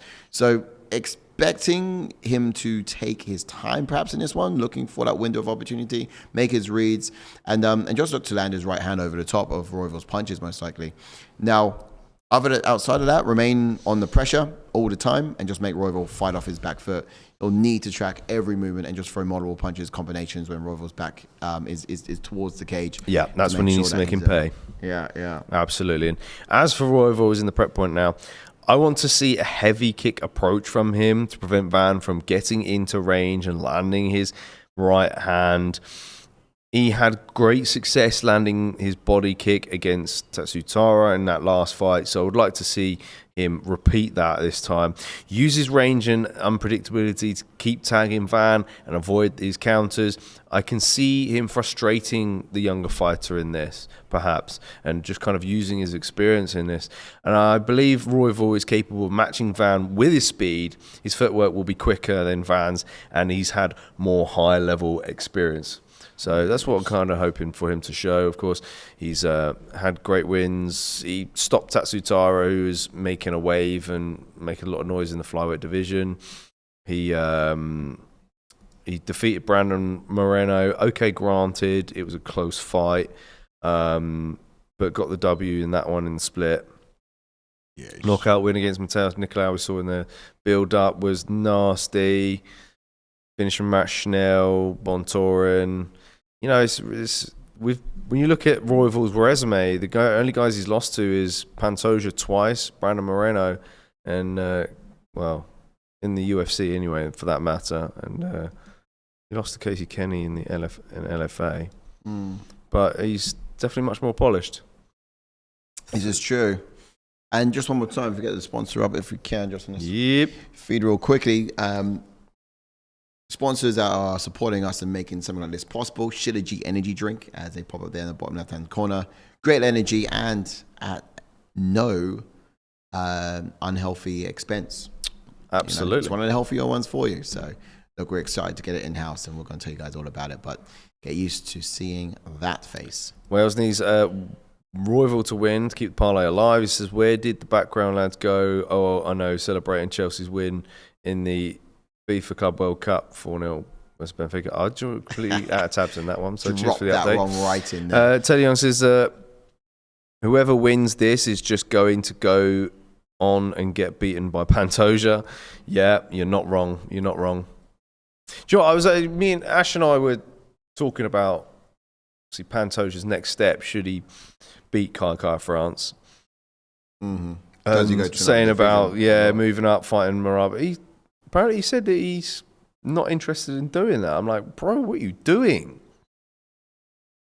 A lot of people jumped on my back on social media saying, oh, he just wants to build his legacy, blah, blah, blah, blah. Wants to try and catch Marty Mouse. But look, we're in this game where people are moving divisions quick. Too much, I'd say. Too much. Yeah. But if you're Pantoja, look, I just think he's stylistically got a great style for Marab. No one really jumped on Amanda Nunes and says, jump into another division and claim another belt. You know? She had no choice. What do you mean? Oh, weight class wise? Yeah, the UFC just forced her to. Well, then the UFC at the time, the UFC needed to bring Chris Cyborg into the UFC, but they had no opponents for her. So they decided to just grant her a title and then made her fight Amanda Nunes for it in a super fight. Actually, yeah, to be fair, Amanda was queen of two divisions. But then he scrapped it. That's a good point. Previously, body and legs from Royval. As we said earlier in the expectations, heavy kicking approach early from Royval. Yeah. And he's flashing his jab out there as well. Using that range. Yeah. Just feinting as well. Nice. Feint with the hands, and that's when he's going to attack with the low kicks. Yeah. Gets you disguised. I feel like we're going to find Van catching the next low kick and coming over the top of a right power, hand. Yeah. You know it. Yeah. Also height difference as well. Yeah. It's showing here as well. Royval looking like a bantamweight now. Yep, I can confirm Van is going to feel those leg kicks in the morning. One thing about getting kicked in the leg by Nathaniel Woods was that I couldn't stop thinking about Nathaniel Woods for like the subsequent 2 days after that. Every time I took a step up the stairs, good 1-2 from Van. Nice caught, Royval coming in. But every time you move, nice. Double jab with the right hand at the top. Yikes. Again. So this fight could be a contest of output going to Royval, constant movement, constantly landing, but Van's going to have those small windows where he lands flush. Yeah. And could win rounds that way. Absolutely. But it needs to be quite frequent. Royval saw that he got the most significant striking average and he's coming for it. He realizes he needed to be in the top 5 or 10. It's amazing how Van is able to find the target with his hands, though. Especially given the range difference and the fact that Royval is predominantly kicking. Good shot to the body then from Amazing. Van. Nice from Van. Everything's just quite tight, posed together. Nice only. Royval. Yeah, that was nice. Just as Van was coming back with that front low kick.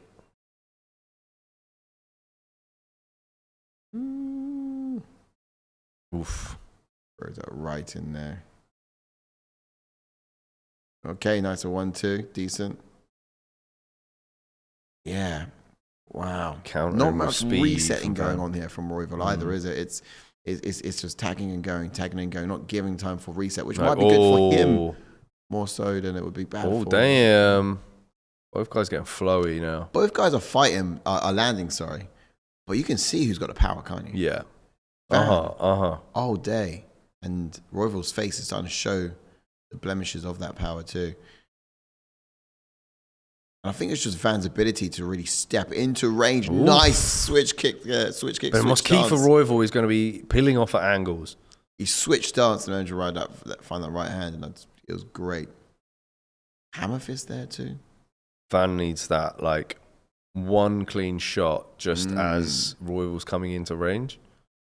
Level the playing field a bit. Yeah. What's going to be real frustrating in this His fight? hands are low. Like there. That's what I'm talking about. Just balance, though, that one. There was.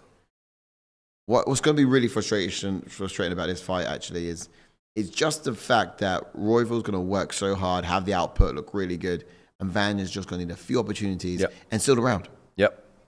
And I hate that when the fighter works so hard and doesn't get what he's earned just because the other guy had power on his side and timing. But that's smart too. Yeah. I just feel like that Royval might switch up his plans in the second round. Because yes, he's landing a lot of strikes, but look, these counters from Van are winning him rounds. There we go, and again. All day. Really want to chime in on what Dean Thompson is saying, but if I'm not mistaken, it's going to be something to the tune of Royval needs to learn not to get into range and stay there. He's got to get out of dodge. He's got to move his heads a bit better. Partly because for Van, it's all a counter game, and Royval is putting his head right on the line for it. So when I put Royval decision, I was fully expecting Van to maybe take the first round. Yeah, with Royval to adjust in the second round and just kind of employ more grappling just to get Van to. Van's got solid takedown defense though. To be fair, I think I read it was like 88%, something like that. Oh yeah, but I think Royval's going to test it. Decent round. I actually want to go Van. Van's counters are sharp, says Taylor Young. Van landing some nice ones, says Wales. Yeah, it's definitely 1-0 to Van. You think so too? Correct. But yeah, I think this second round is going to be so key. How can Royval adapt? Yep, just in damage lane. How can Royval adapt, and can he actually score takedowns? Yeah. For me, Royval needs to just not rush his entries. Van only scored because Royval gave him his face. Yeah. Royval closed the distance, rushed his entries, and Van picked up on it. So, yeah, beautifully done. Lead, left hook. Everything with such power. So it's going to be kicking the outside and moving and basing off of the leg kick and not coming with the hands. He only comes in the hands once. If he's a counter Van, that's my personal opinion. If you're Joshua Van, you've got to hope to not concede a takedown in this fight, because if he can put himself into a title fight, especially with Pantoja, then the UFC can really sell it. Because Van's got solid takedown defense. Who's got great grappling? Pantoja. Yeah, but can he get Van to the ground? Will be the ultimate question. And Van's striking with his hands, he's going to catch Pantoja. Great pace. Oh, Royval up in it now. More feints. Oh, there is another good fight up there before he even gets to Pantoja. I feel like Royval got to his corner. He told him a few things about not rushing in, and he just goes and does it. Royval's like number 2 in the division, isn't he? He's number 1. Division, yeah. Oh yeah, of course, down there. Yeah. But then from 12 to 1, that's mad. Yeah. Teddy Young says, Van keeps grabbing his shorts similar to the way Dustin does. Well, UFC, you have yourself a new Dustin Poirier, and he lives at flyweight. Oosh. Royval needs to be more patient and stop rushing with his chin up, says Taylor Young. Yeah, Breed. Look, that's it, bro. Van is a dog, says Wales. I wonder whether it's just an off day for someone like Royval, or he's just walking into the fire here. Absolute dog of Royval, but I don't see Van letting up. No. He hasn't really been biting much on Royval's feints. No. Oh, nice. Royval landed a good combo there. Good shot selection from Royval there. Wales, you know what to do. Good. Royval, where's the takedown? Where's the takedown? You're getting pieced up on the feet, bro. Being a taller guy. Nice. He's landing some good shots. Roy was coming back with some good strikes. Again, I'd love to see more power in it, but otherwise... Here comes the cardio factor. Yeah. Oh, good combination from Van then. That looked like a low blow. Wore that like a Roy's got nothing there anyway. Damn. Roy was just popping out with that jab now. Output here is crazy. Let's be honest. If you're going to get output numbers, it's going to be in your flyweight division.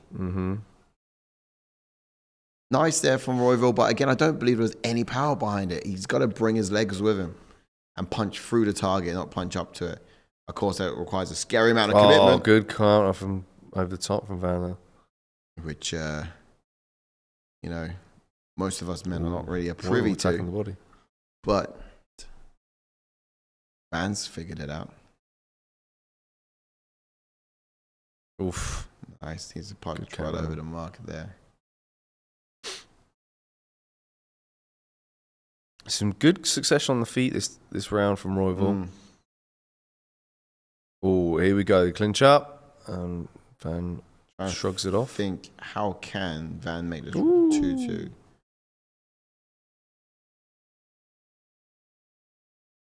Oh, nice little duck underneath the right hook there. Movement is so fresh and so clean. Oh, good straight left that time from Royval. And again. Good. Body kick from Royval incoming. You see Set it? up. You see it? Do constant jab. Constant trying to land the left hand. Yeah. Oh. Nice. It's almost like Royval's trying to really compete and say, I'm a better striker than you are. But, that'll just protest too much. I'm not buying it. Van is too beautiful with those counters. Suckerball says these two have definitely chin-checked each other. Come on, Royval, don't F my parlay, says Wales. Yeah, this is round 2, and I think an important one for Royval to take.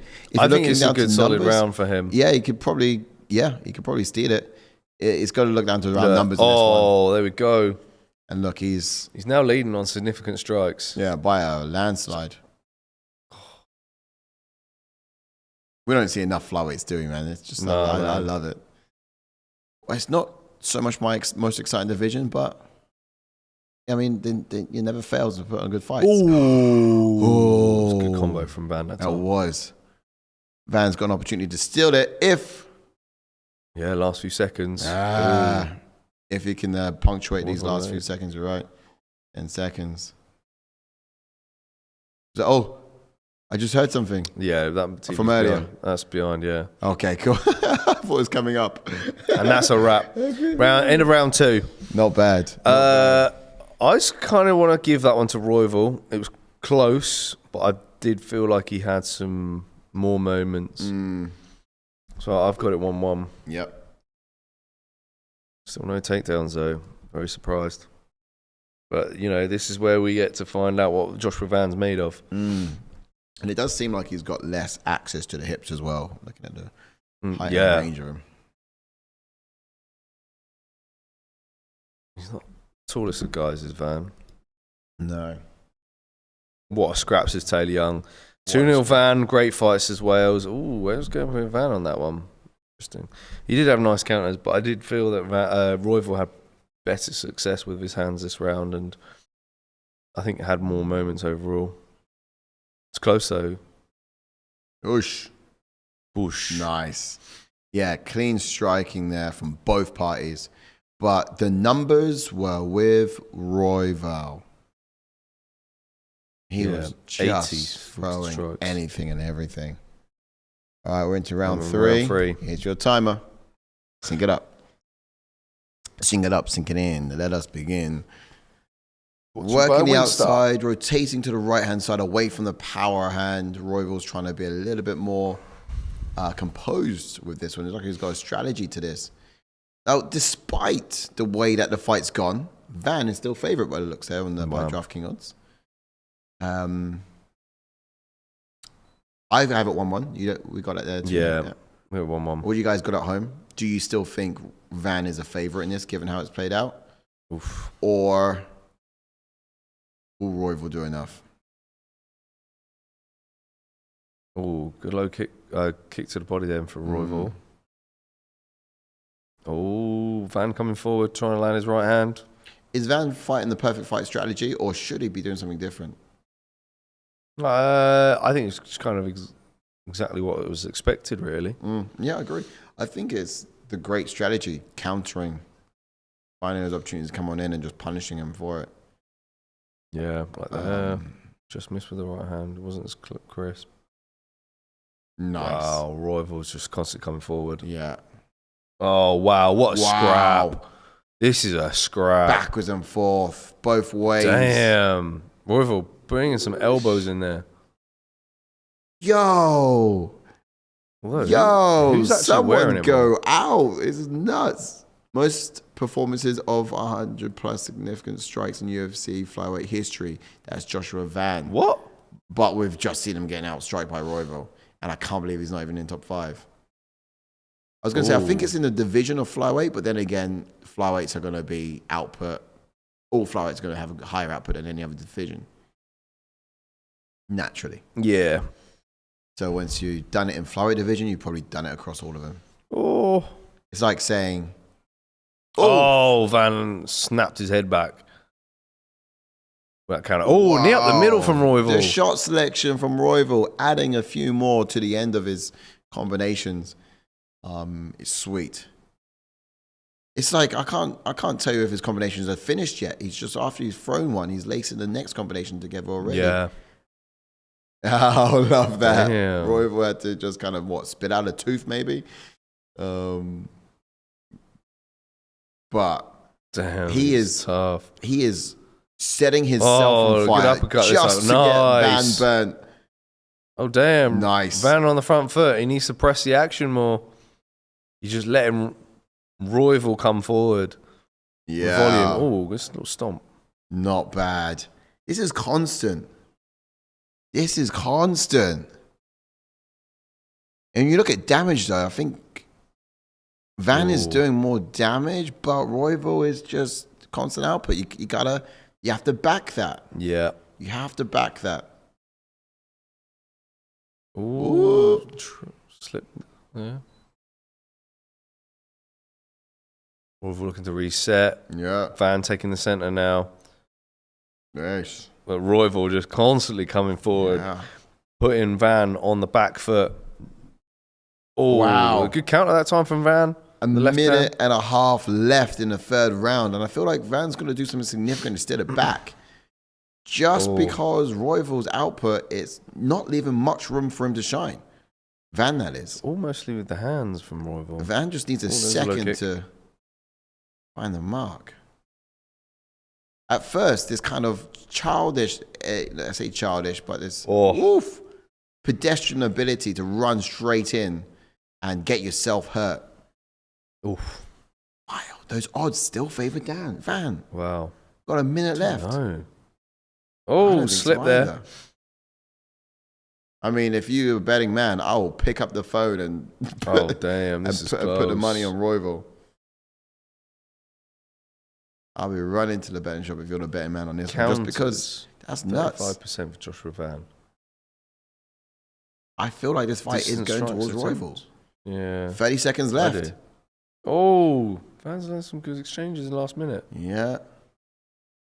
Oh, nice. Royval's leg might be a bit compromised. Reckon we're going to get a bit of a fight like this. The only thing a fight like this needs now is a bit of a Holloway knockout. Yeah, right. You know what I mean? Damn, these boys are slugging. Yeah. Oh, Van! This is it. Surely you've cued it. You've cued it. Go on, Joshua. No way. Van. No way. Royval's still recovering. He wins the fight. Joshua Van just won the fight. He just won it with that fight. Do you think? Yeah. Do you think? Telling you, he's won it. He's won it. He's done it. That's all it needed. That was so close. That's all it needed. I am stuck now. I'm stuck now. This is going to be a close decision. Actually, I don't think it's going to... No. The way those odds were going now. What a fight. Yeah, that's mad. I was actually giving that fight entirely to Royval. If Royval stayed composed there, Just burnt that clock out, he would have won that decision. Yeah. Royval just needed to not get in a firefight. Like he needed to just. He got carried away a little bit towards the end there. Absolutely. Decided to increase the pace even more. Yeah, and got caught.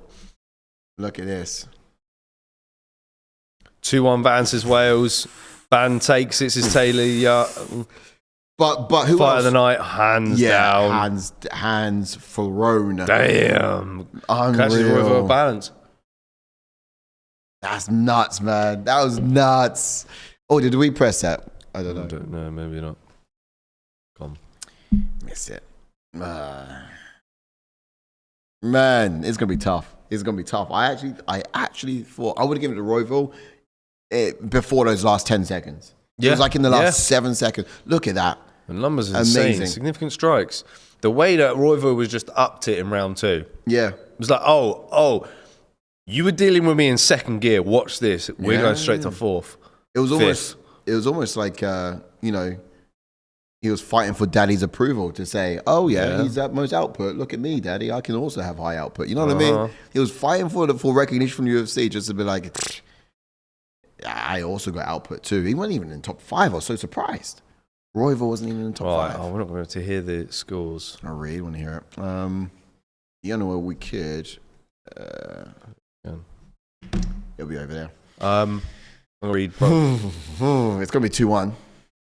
29. It's not split. It's not? It's not. No, I'm reading Buffer's lips. Yeah. Van wins it. Gets it done. They scored it exactly how we did, surely. Yep. Look at those numbers, though, as well. Question is, if he didn't knock him down in the last 7 seconds, would have been Royval be the winner? Yeah. But you know From what? 12 to number 1, baby. What a rise. We're looking at MVP material here. This guy's active. This guy's doing making some really great climbs. Put on great fights like that as well. And that was intelligent. To beat someone with output like that takes intelligence. Guy's got some IQ. Second longest active win streak in UFC flyweight division at the moment with 5. Pantoja's on 7. Mm-hmm. There we go. I mean, you see what they're doing, don't you? You see what they're doing? Yeah. They're looking for as many excuses to say this guy's number 1 at something, number 1 at something, number 1 at something, in order to kind of put him up against number 1 in the division. That was Royval, but really took the fight on like 3 weeks' notice. Right. As soon as he beat that Bruno Silva, he accepted to step in for this fight and got the job done. Yeah. Fair play. What else is FU Van killed my parlay? Yeah, mate. It was a good display. It was down to the last 7 seconds, bro. You were winning that until the last 7 seconds. Yeah. Not even FU Van. It's like that was foolishness of Royval. Just comes to show, man. Like fights can just change in an instant. It was wild about that. It was like Royval's fighting real foolishly, and then his output and his tenacity just to keep going after it was one of the reasons why he was winning it. And then at the very end, it became the reason he lost it again. Yeah. Do you know what I mean? So I was a bit like, mate, don't do that. And I was like, actually, man, keep doing what you're doing. And then it became, look, you need to lay off the gas a bit because this is what happens. Right moment. Yeah. He pushed it a little too far. But that was a crazy war. Yes, Bilal Muhammad chiming in there on Twitter, as well as Kevin Holland. Event now coming up. Let me say it one more time. Back to the flyweight division. What a fight. What a fight. That's what you love to see. It's what you love to see. Near knockout, near fight ending. Yes. Man. They're going to give him a fight of nerds next, says Wales. Do you reckon? No. Who? Flyweight. Who's that flyweight fighting nerd? No, I don't think there is. He's after 7 to another division. Oh, he's active like a fighting nerd. They might as well just recruit Pantoja because they need a fighting nerd in the division. Oh, he's going to call for the title fight now. He's straight into Hunter's face. Very cheap. Got some of the boys, girl there. Matt Hughes. Who's in the house? Yay. Robbie Lawler in the house. Lawler. All those attended Is he the looking Hall of younger? Fame. Yeah, man. Is he looking It looks younger like with him. age? Brah. I am Mike Chandler and Brandon Brandon Moreno. Moreno. Number 12 and number 2 in the division. All the stars are in because of International Fight Week, Respected innit? legends. Yeah, everyone's in the house. There's the fighting nerds. Yeah, they at. Bro, Carlos Prates is a big He's dude. tall, isn't he? Yeah. Carlos Allberg and Izzy in the house. Oh, yeah. That Izzy with GSP? Oh, okay. That's the disrespect. Oh, there we Oh, go. yeah, they There you did go. put him on. Yes. You got to think for a second, like, whether... The leads are in the background as well. Who's that on your shirt? Volk. Was that Frankie? Oh, they cut Volk out. that And Frankie? I don't know. Frankie, I think, should be there. Fellas, that package I sent touched down in Langley today. Keep an eye out. Oh! Well, send us something, huh? Oh, did you? Go on, kids. Wait, who did you send it to? Did you send it to Ash? What was it? He's I missed last week. He sent us some cards. He bought us some cards. Oh, of course you were saying so. Yeah, I forgot about that. Yeah. Go on. Okay. I mean, It's tiny, bro. at least. Oh, wait, us or you or Ash or? Ash, I think you sent them to Ash then. Yeah, at least they didn't arrive any sooner because otherwise we'd be bashing Ash because he should be bringing us the goods, but he's got sunstroke. Bless him. Yeah, yeah. That's his little head. What you should send Shouldn't have actually been a is plonker some and- sunscreen or Yeah, actually, or yeah. like Next time. get him like one of those big garden hats. Yeah, big a like bucket hat for him. big like what's it? Was it Sun survival kit? We'll call it. big racehorse type sun hat that all the women wear? Yeah, Yeah. one of them, some sun cream, Fat black glasses. and maybe a 2 litre bottle of water. Good. Now, what are those hats with the umbrella on attached to the top? Oh yeah. Get one of them. Yeah. One of them. And it will just call it, hey man, here's your sun survival kit.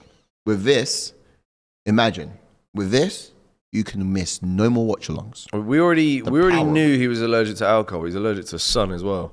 Yeah. This advert's outrageous. What else is Prates smoked 7 cigs already? Yeah. yes. Got 7 cigs deep.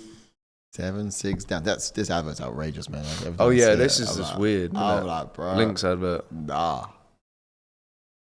No, Nah. no one following you around with that. Crotch sniffing. I don't want Sniffing, to put yeah, that. I'm not going to. No. I love thank that you. was a good advert about Bilal Muhammad. I tell you what would be a good advert though.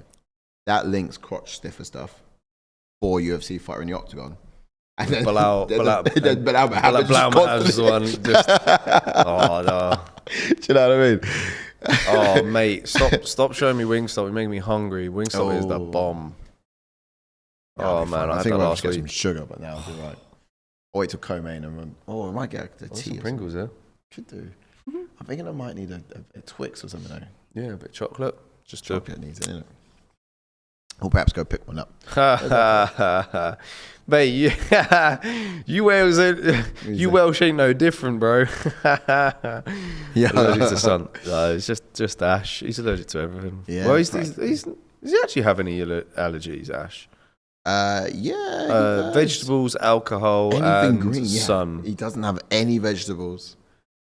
Alcohol is the other one. Turns out like the Elephant Man. Trust me, when he has too much, it's hilarious. And borderline worrying. And then Bilal, who said that name? I didn't say that name. Do you know about? Who knows? I forgot his name. Flyweight. Who's that guy? Do you know what? Like, Oh, we got rankings, huh? No. Yes. no. We basically went through it, really. No, we didn't got rankings here. We got rankings here. Straight after this one as well. No, we haven't ranked it. We haven't gone to the rankings in this division. Well, yeah, Joshua Van's going to move into number one, but I think he's going to be next now. Timing-wise makes sense, as long as he's healthy, for the winner of this fight. Unless Kai Kara France gets the upset, which could happen. 'Cause as far as my picks go tonight, main card have been absolutely woeful. So Kai Kara France could very well get the knockout. Yeah. You think so? I reckon. And I shared a fun stat with the guys in the breakdown show as well. about number of knockouts. It's actually Kai France has the second most knockouts out of Pantoja's last 4 or 5 opponents. Yo, look at this guy. Don't blink. He's got power, but does he have the fight IQ to land it? Yeah, there's a lot to chop it up. You're right. We did look at this division a little bit earlier, and I think the likes of Van, this puts him right up there. Where else is Van versus Usyk? Behave. Nah, Van's going for the title fight next. That is next one. I can see Royval versus. No, it means Royval's fighting up, doesn't it? I mean, Usyk fighting up. I think Karp needs to wait in line. Actually, or just run. Do you run Karp versus Royval back? Rebook it. I mean, Beneil Karp is pull-out merchant. It depends if the UFC really want to go down that road again. Probably not. They're not really too forgiving on it, are they? I think Karp's foot is like a balloon at the moment. Amir Albazi. After that Thai terror, see how that fight goes against Tara, but I kind of think that's a good matchup. I feel like sort of Van Amir Albazi will be pretty solid. Because bearing in mind, once you've fought, now he's going to be number one. He's got to defend that, and it would be either whoever wins out of Tara and Albazi, I think, so you would have to defend against. Yeah, the winner of that fight. Possible, yeah. I guess Pantoja has got some people still left in this division. However, I think they're going to be a tough sell. What we do with Moreno? Moreno versus Karp says Wales. I like that option as well, to be fair. I think that could be good. Yeah, because, I mean, Brandon Moreno's fought who's who with this division already. And, he's not fought Karp yet. He's bringing up some new talent. And Van's coming through as well, so there's some space for him too. Let's get our sponsors plug up. Kai France is making the walk now. Yes. Change scorecards. Before he goes. Actually, just one last time. Here we go with Shilajit Energy, representing the sponsorship of this channel and show. Yes. Clean energy is what we're talking about. Clean energy, guys. Okay, let's go back to the main. Bosh. Kai France looking ready. He looks pumped. So let's get into some expectations for these two bad boys as they come on out. Kai France looking mean. Like an absolute machine. He's got a pro record of 25 wins and 11 losses, 12 knockouts, 3 subs. His 13 first-round finishes stands right next to his name. And his UFC stats are 8 wins and 4 losses. So 50-50. Let's see how he's going to top of that table tonight. His debut was back in 2018, and he's got 1 win in his last 3 fights. So he's been tough as of late. But can I tell you that last win was a needed and satisfying one when it came. Yeah, he's an orthodox fighter, blue belt in Brazilian Jiu-Jitsu. Key in this fight. Jabs to set up big looping shots, which send a lot of energy but pay well when they land. His unique combination pose problems due to the speed at which he throws them. He's always looking to land that rocket right over the top. He's excellent at timing it, patient and calculated in his striking. The cost of his low output, but he lands heavier shots. Low base and great constant movement. His jab is null effective, but it creates the perfect screen to mask his right hand. Fully commits to his strikes, moving his whole body into range with it, but exiting the danger zone safely is just as important. 2 things he does well. Yeah, agreed. Now for Alejandre Pantoja. Pro record of 29 wins and 5 losses, 8 KOs, 11 subs, 10 first-round finishes, and in the UFC, that's 13 wins and 3 losses. His debut was back in 2017, and he's currently on a 7-fight win streak. We saw a stat earlier on that Van himself is on the second most sexiest win streak, I guess, in the division, but that's second to Pantoja himself. Tied for the most finishes in the division as well, and he's currently the champion, but that needs no introduction. No, not really. To be real. We're very much aware. We might want to sort of awe a little bit at the fact that he's not headlining the card, being the one with the belt. But we can probably argue that Topuria is still a champ. He's just put the belt down for a second. Okay, let's have a look at it fighting style wise, or we can go straight into some expectations. Yeah, expectation wise for Kara France. As Pantoja makes the walk, I think he needs to keep rotating around the outside and look for openings to land.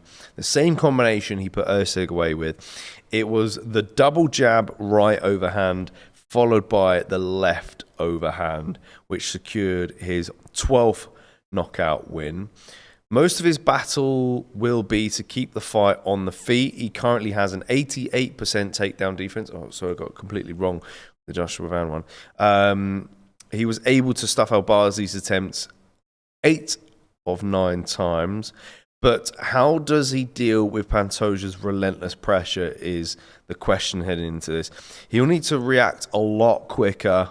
Just be super reactionary. Keep it on the feet. Get Pantoja to respect his power. And I guess almost look similar to what Joshua Van did in that last fight, really. Apart from Pantoja's going to be much more relentless than Royval. And he'll probably mix up his offense a lot more than Royval did against Van. Yeah, most likely. Man, Pantoja's walking out like he's... What does Bro look like? He's like just walked out of Charlie in the Chocolate Factory with his glasses on. Willy Wonka. He kind of looks a bit like he just released an album. I mean... He's just strutting down there. He's never going to see those glasses again. Vibes. Vibes. But as he's in the prep point, Pantoja is a black belt in Brazilian Jiu-Jitsu, likes to throw punches in bunches from the start.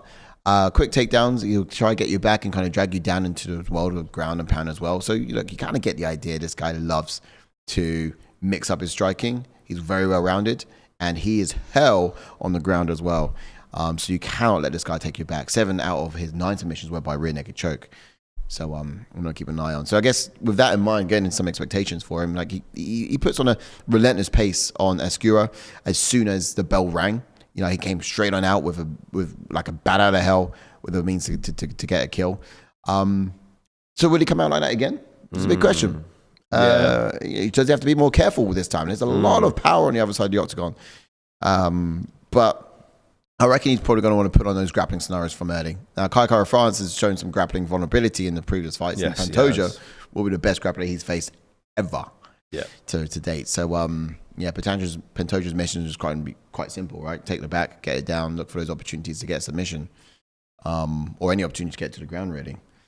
For Kara France, he might have success defending those takedowns. You mentioned some pretty sexy stats a moment ago, but I think, Pantoja will be a step ahead at every point. We've seen his IQ historically.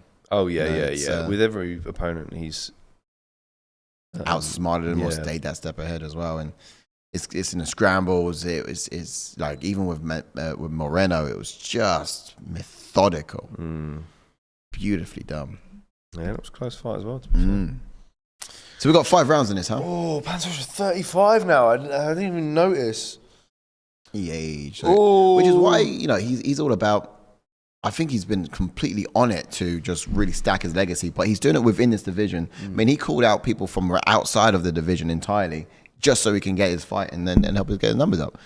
And look, this guy wants to be the best in the division. The only way he's going to stand out is just having the most amount of defenses. What's he up to now? Did we have a count on that? He's got to be on like 4 at least. Put it in the notes. No, he put the fact he's a champion in there, but not the amount of defenses, which would have been another one. I think he's on to like 4 now, 5, and I wonder where that stands against the division's best. This will be his 4th defense. Yeah, 4th defense. And so where does that stand against the division's best then? Well, Moreno, Mighty Mouse is well up there. Figgy and Moreno came close. So 11 times was Mighty Mouse. Yeah, so he's got a way to go. Figueiredo, technically, he defended it once, Figgy. Oh, yeah, because it was Figgy and Moreno backs and forths. Yeah, for a while. So collectively they had it for a while. Yeah. But that's just really between both of them. Each other's bogeyman, weren't they? So since Mighty Mouse, that's Pantoja. You know, can he keep going for all 11? Times are different now. I can't see someone having 11 defenses in this world like they used to before. No, it's, a lot harder. Wales says Pantoja wins the walkout, 50 Cent, many men, Bosh. Suckerpool says, crazy how Pantoja isn't in the top 5 pound for pound. Shut up, is he really? You're not really? I mean, how many title defenses has the current top 5 got? I think Pantoja. He's got to look at his level of competition. Now, he's taking defenses from people outside of the UFC entirely. And then Ursay got ranked number 12. And you can't really say you're one of the baddest men on the planet if you're not kind of fighting some of the baddest men on the planet. We'll say he's more... now, Kaka France is a bad man. After this defense, he'll have more defenses than Islam? Lightweight? He would, but different. Hold on, did they step into the title the same year? Moicano, Islam currently has 4 defenses, so he'll tie Islam. Yeah, so he's not so active. Yeah. In this current reign. Yeah, Pantoja in at 9 overall pound for pound. Get him up there. I'm loving his shorts though. Yeah, his shorts are fire. Yeah, man. They don't really like. I'm not sure. I wasn't sure whether they best represent him though.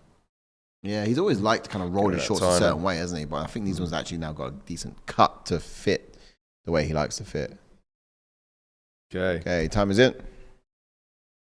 Love it when Sai destroys my arguments as psychopath. Destroys my argument, which was I would love to hear it. What was his argument about the title defense? Yeah.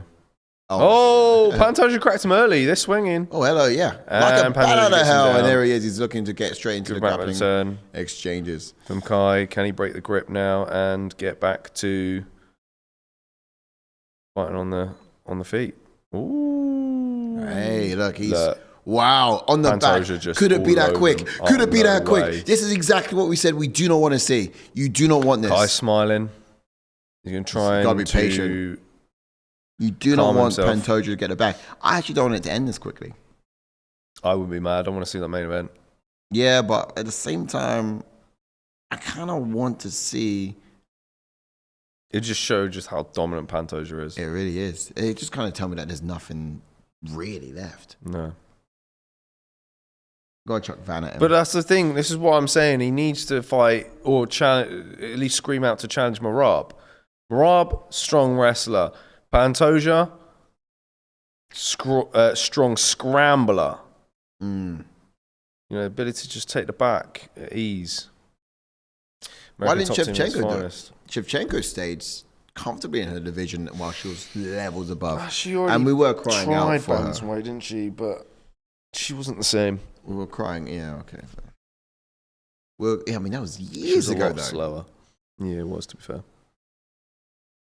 And yeah, she's. What I'm asking for is the Wei Li Zhang one. Let's go straw, bro.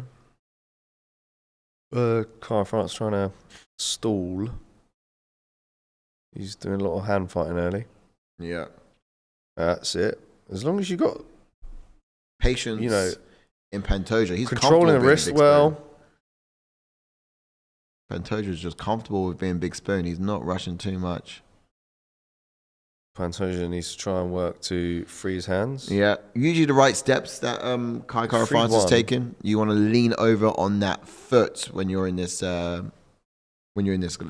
particular lock style, and try sweep it or pick it is what you call it. Taylor, basically, Pantoja came at him fast. Yeah, took the back. Head numb choke right 2 here. minutes left. He needs to pop those legs free. Pantoja looking for a submission. He's mounted him, but he got full mount. Yeah, fair play to Kai France. And that's the IQ of Pantoja. Like, he's wrapping up a head and arm, but also he's got his next attack lined up straight after, and he got straight into full mount. Now he's returned to half guard. Kai Kara France doesn't know what's going on. Oh, He's just so grappling literate, Pantoja. yeah, man. If grappling was a pen, like this guy would be Shakespeare, you know? It's kind of a shame that we never got to see Pantoja against Figueiredo, but I don't think we did. When Figgy was at flyweight, but Figgy's too big now to make flyweight. Yeah, you're right. That would have been good. Got 1 minute and 30 left of the first round. This is all Pantoja. Imagine Figgy comes. No, could he come back? He doesn't want to. No, he won't be able to. I think he's too old and too. That'd be the question, right? Would Figgy's chances be gold here at flyweight as a return, or probably, but in his current he's division? got to make the weight though now. I can't see but it. if that's like your biggest battle, And he's been blowing up, you cutting weight, blowing up in between camps, big. Yeah. Skill wise, Pantoja is easily top 3 pound for pound. Yep, absolutely. There's no argument there. Yeah. Of course, you know, a few title defenses. Tom Aspinall can very well get himself up there. But yeah, true. All in good time. All in good time. Pantoja's taking his time in this round. Just allowing Kai France to work and leave openings. He might. I thought he was going to try and tee up the head and arm choke again, but time is running low in the clock. It is. The toilet's up here. Yeah, down there. In that far corner. Door to the left. Oh, right. Yeah, exactly. Might have to run to Lou. All right, cool. Guys, get out of this one, and then. Hello, he's got it back. 3 seconds left. Dominant. I could even say 10-8, mate. I might even say 10-8. Oh, yeah. I'm gonna say you 10-8. could say that actually. I mean, for the majority of the round, that was just all. Yeah, from All the go. Pantoja and the grappling. Cara France did nothing. He was saved by the bell. Yeah. He had nothing else to Alright, offer fair. up. Okay, we're getting to round 2. JK's going to point Percy at the porcelain. And then when he gets back, I'm going to get a chocolate bar. But before any of that happens, guys, what do you think that was in terms of scoring the round? Are we correct and calling it a 10-8? Are we a little bit too ahead of ourselves? And what does Cara France need to do to turn this around? He's going to need all of your help in the chats and comments right at this moment. Let us know how does it make this different, if at all.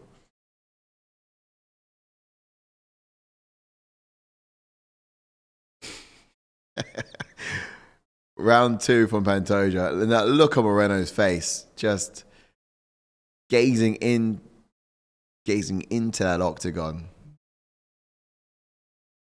wishing it was him. And we're straight into round 2, ladies and gentlemen. Let's go. What's your thoughts on Van sitting there side of the octagon, just waiting to step on him? Just imagine how Van will do against the likes of Pantoja. We chalked it up a bit earlier, but we've seen crazier things happen in this division. They've reached from 12th to get them up to fight for a championship belt. They might just take Van at number 1. He might not have to defend it. Either way, Cara France is throwing the right hand just out of range. Pantoja knows how to slip back and move, just manipulate that range so well. Cara France has got power, but no good if he can't land.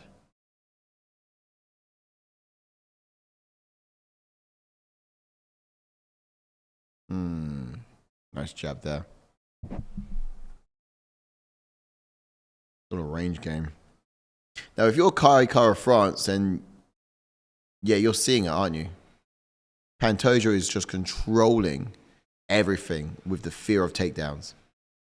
Cara France is reserved. He's not overthrowing. His power is now gone. Why? Because he doesn't want to overthrow and get caught in that same leg lock that Pantoja caught him in the first round. Nice double kick there to the thighs.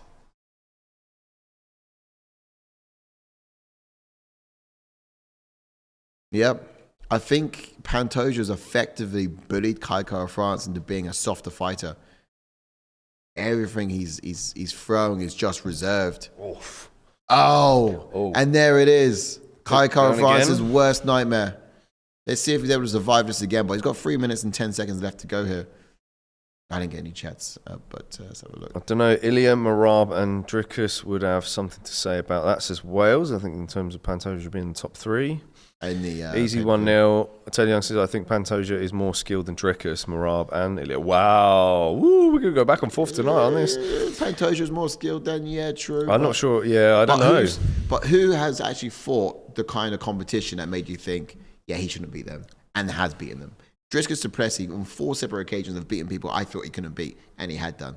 Might not be as skillfully or as beautifully as Pantoja's been able to do it, but Pantoja's been beating people who I would have thought, yeah, that makes sense. Yeah, I kind of almost...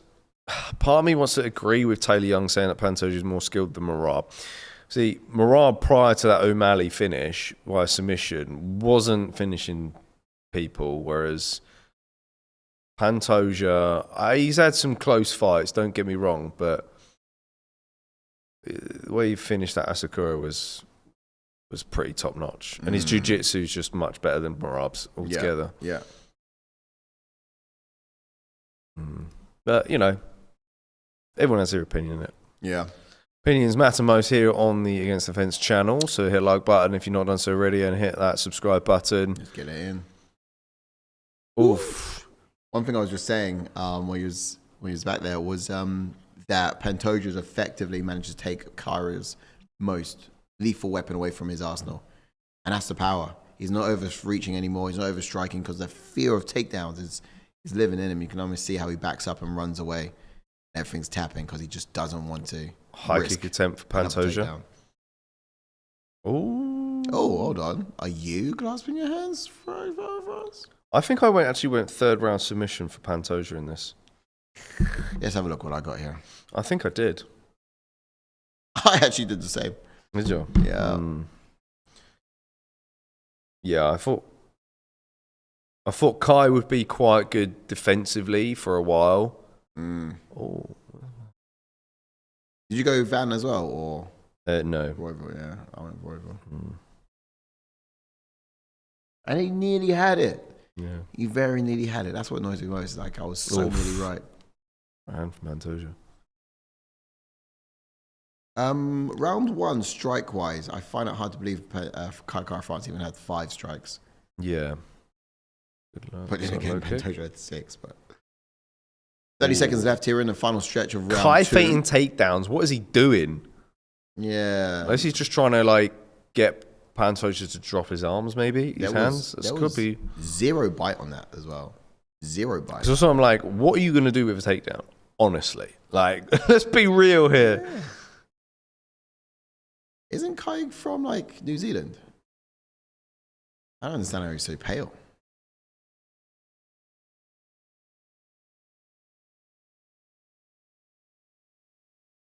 And there we go. Yeah. That's a wrap. Another round for Pantoja for me. 10-9 this time. Didn't have to think too hard on that one. Yep. We're getting chocolate. Yeah. What have they got?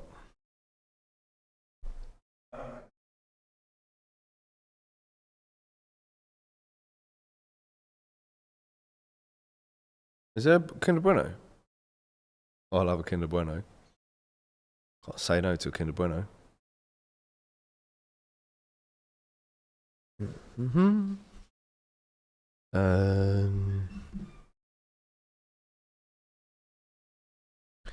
Yes, Wales. GSP was better than Pantoja. Oosh. Soz. Here we go. On round 3. That again in round 2. Pantoja. Here you go, guys. Danke. Right. Ready at around time. Oh, look at that up, folks. damage. Yeah, this is the round where Pantoja gets the sub. And look how he's standing there like he's waiting for a bus. And there it is. If Kai gets the knockout, then I am throwing my chocolate. I can guarantee you that Charles Oliveira will get the win against Topuria then.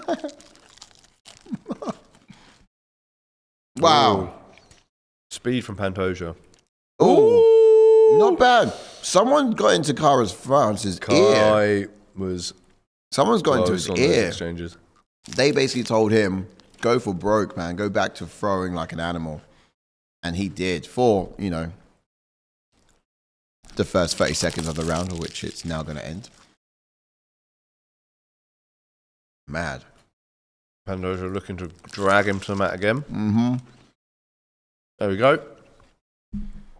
Trying to take it back. He's defending well so far. Yeah. He's not letting Pantoja get those hooks. No, he cannot. Oh, and the body lock. He might just have. Has he got a hand lock in Adjusted there? it.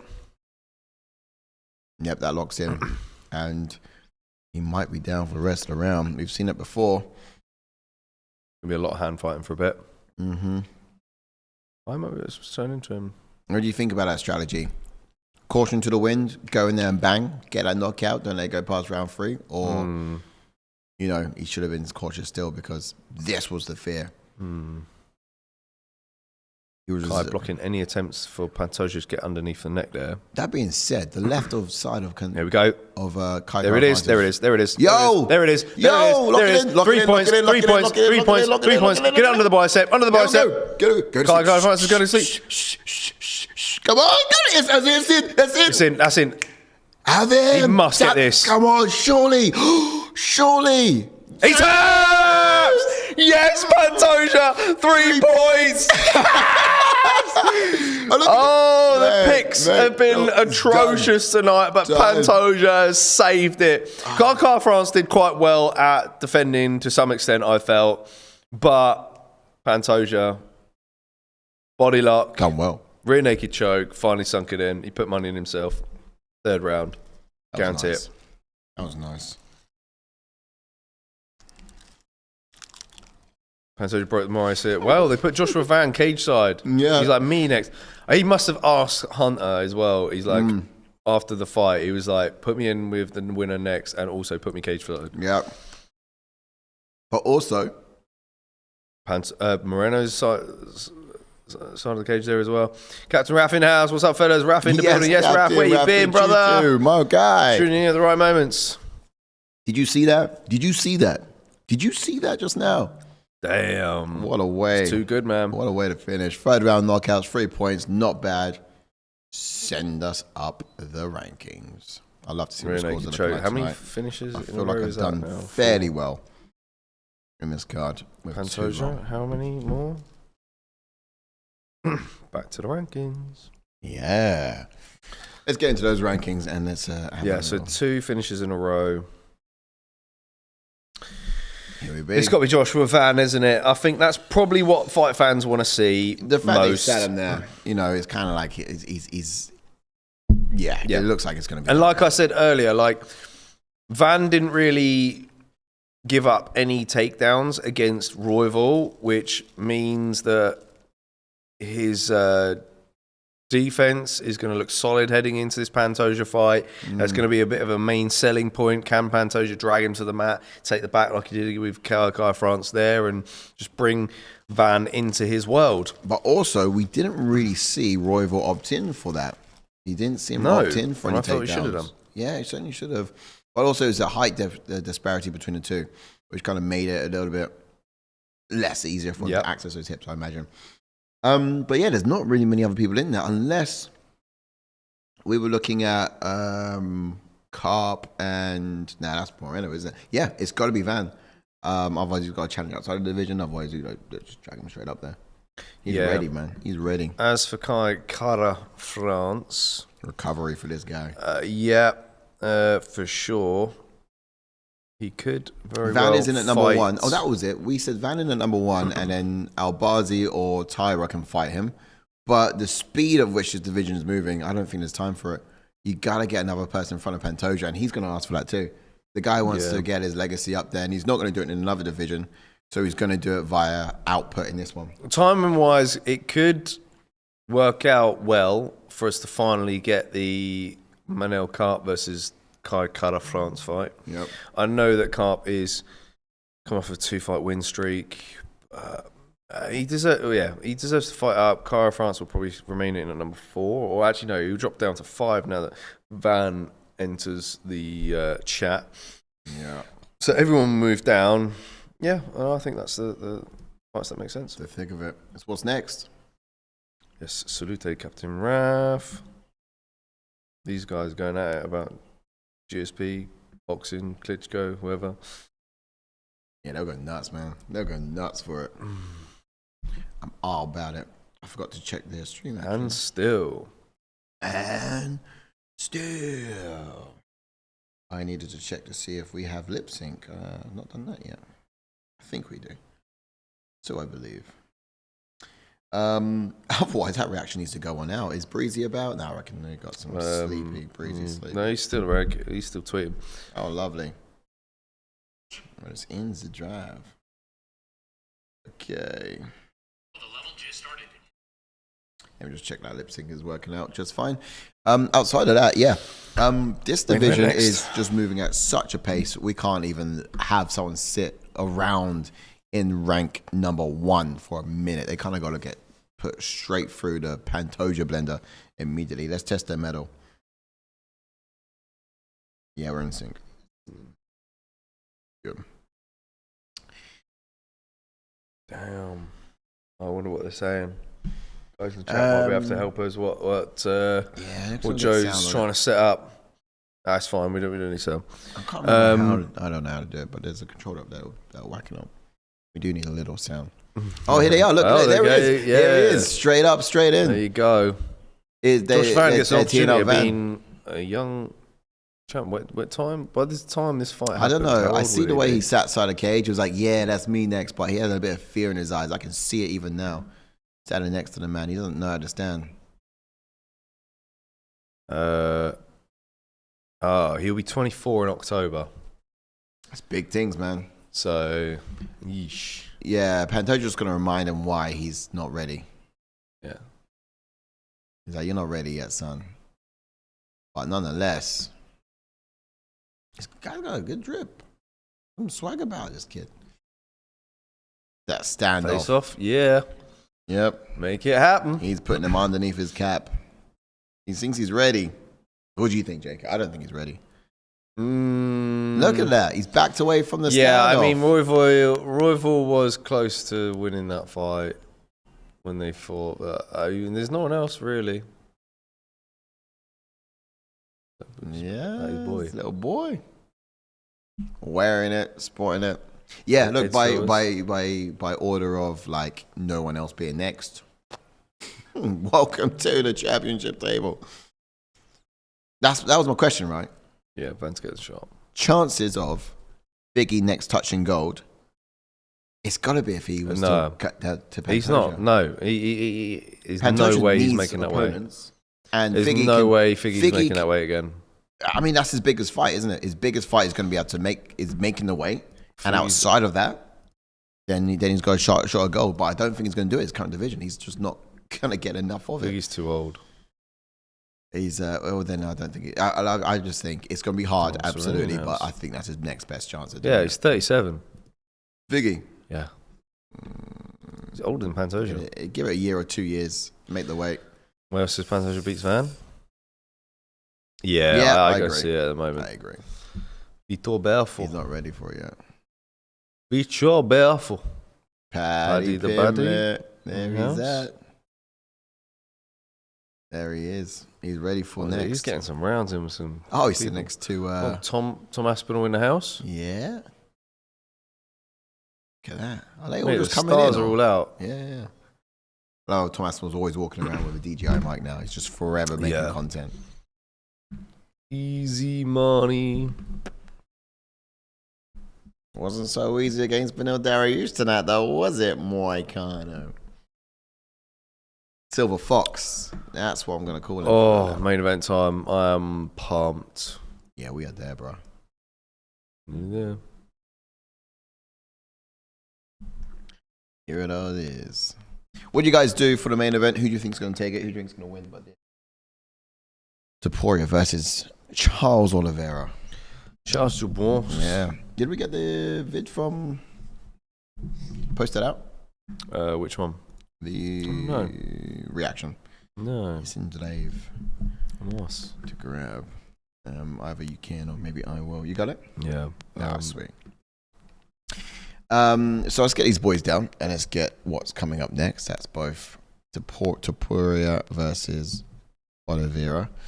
Now, for those of you guys who might not be in the loop on this one, Topuria stepped out of the featherweight division and into this current division, which is the lightweight. Now, we don't actually have history points in this one. I wonder what's going on with that. Oh, we do actually. It's on mine. I think I must have accidentally deleted it when you published right it before you downloaded it. Oh, okay. But So, you got it on. I got it on mine. Grand.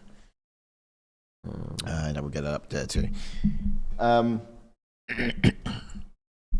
Yeah, we'll have some time for this one because I know they're gonna like to give it a moment for the walkout. But Charles Oliveira, if I get into some of the history points in this guy, he's 35 wins and 10 losses. I said that correctly. He's fought 45 different fights here in his pro record.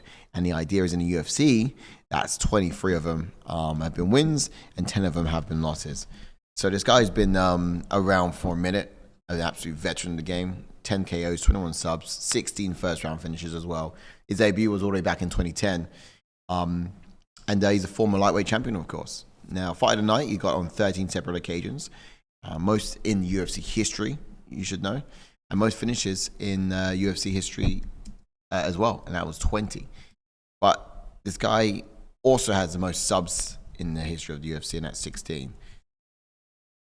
So have we forgotten how dangerous Charles Oliveira is before picking Topuria over this one? Essentially, yeah. The guy is lethal. And I think the argument the boys were making earlier in this week on the breakdown show was that he's looking better than ever. What do you guys think? What's your take on that?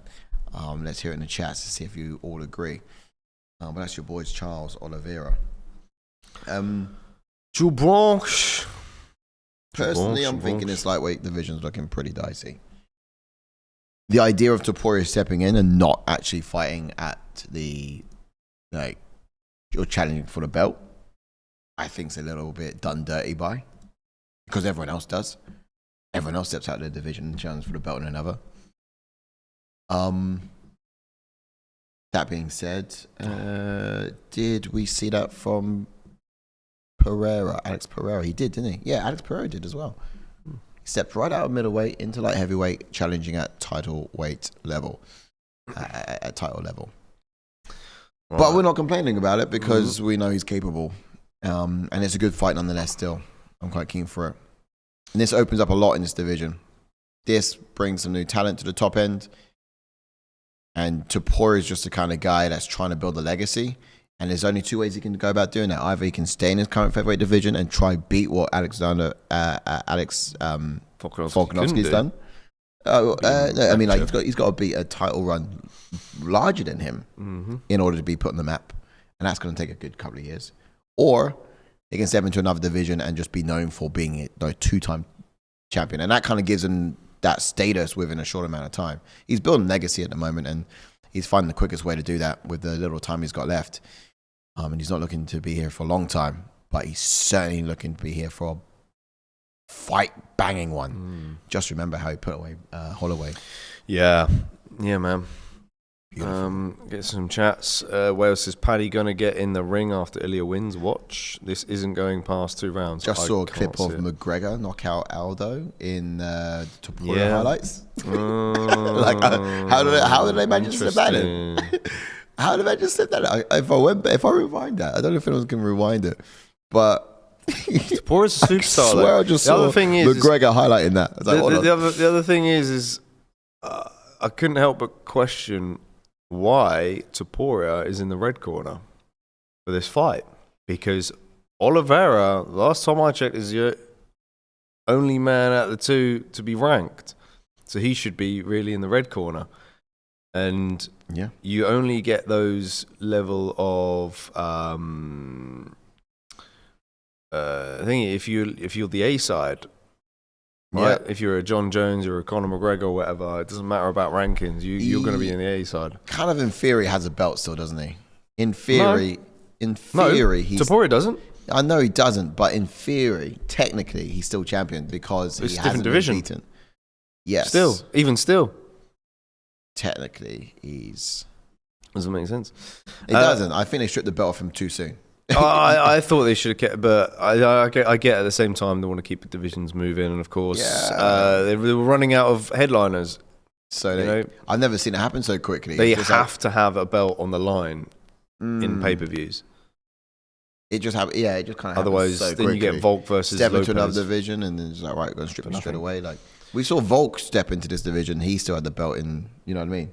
He did. Yep, you're right. Because if he had stepped in against Makhachev and forfeited the belt, then he would have gone back into that division, had to fight for the belt again, and he wouldn't have continued the streak he had.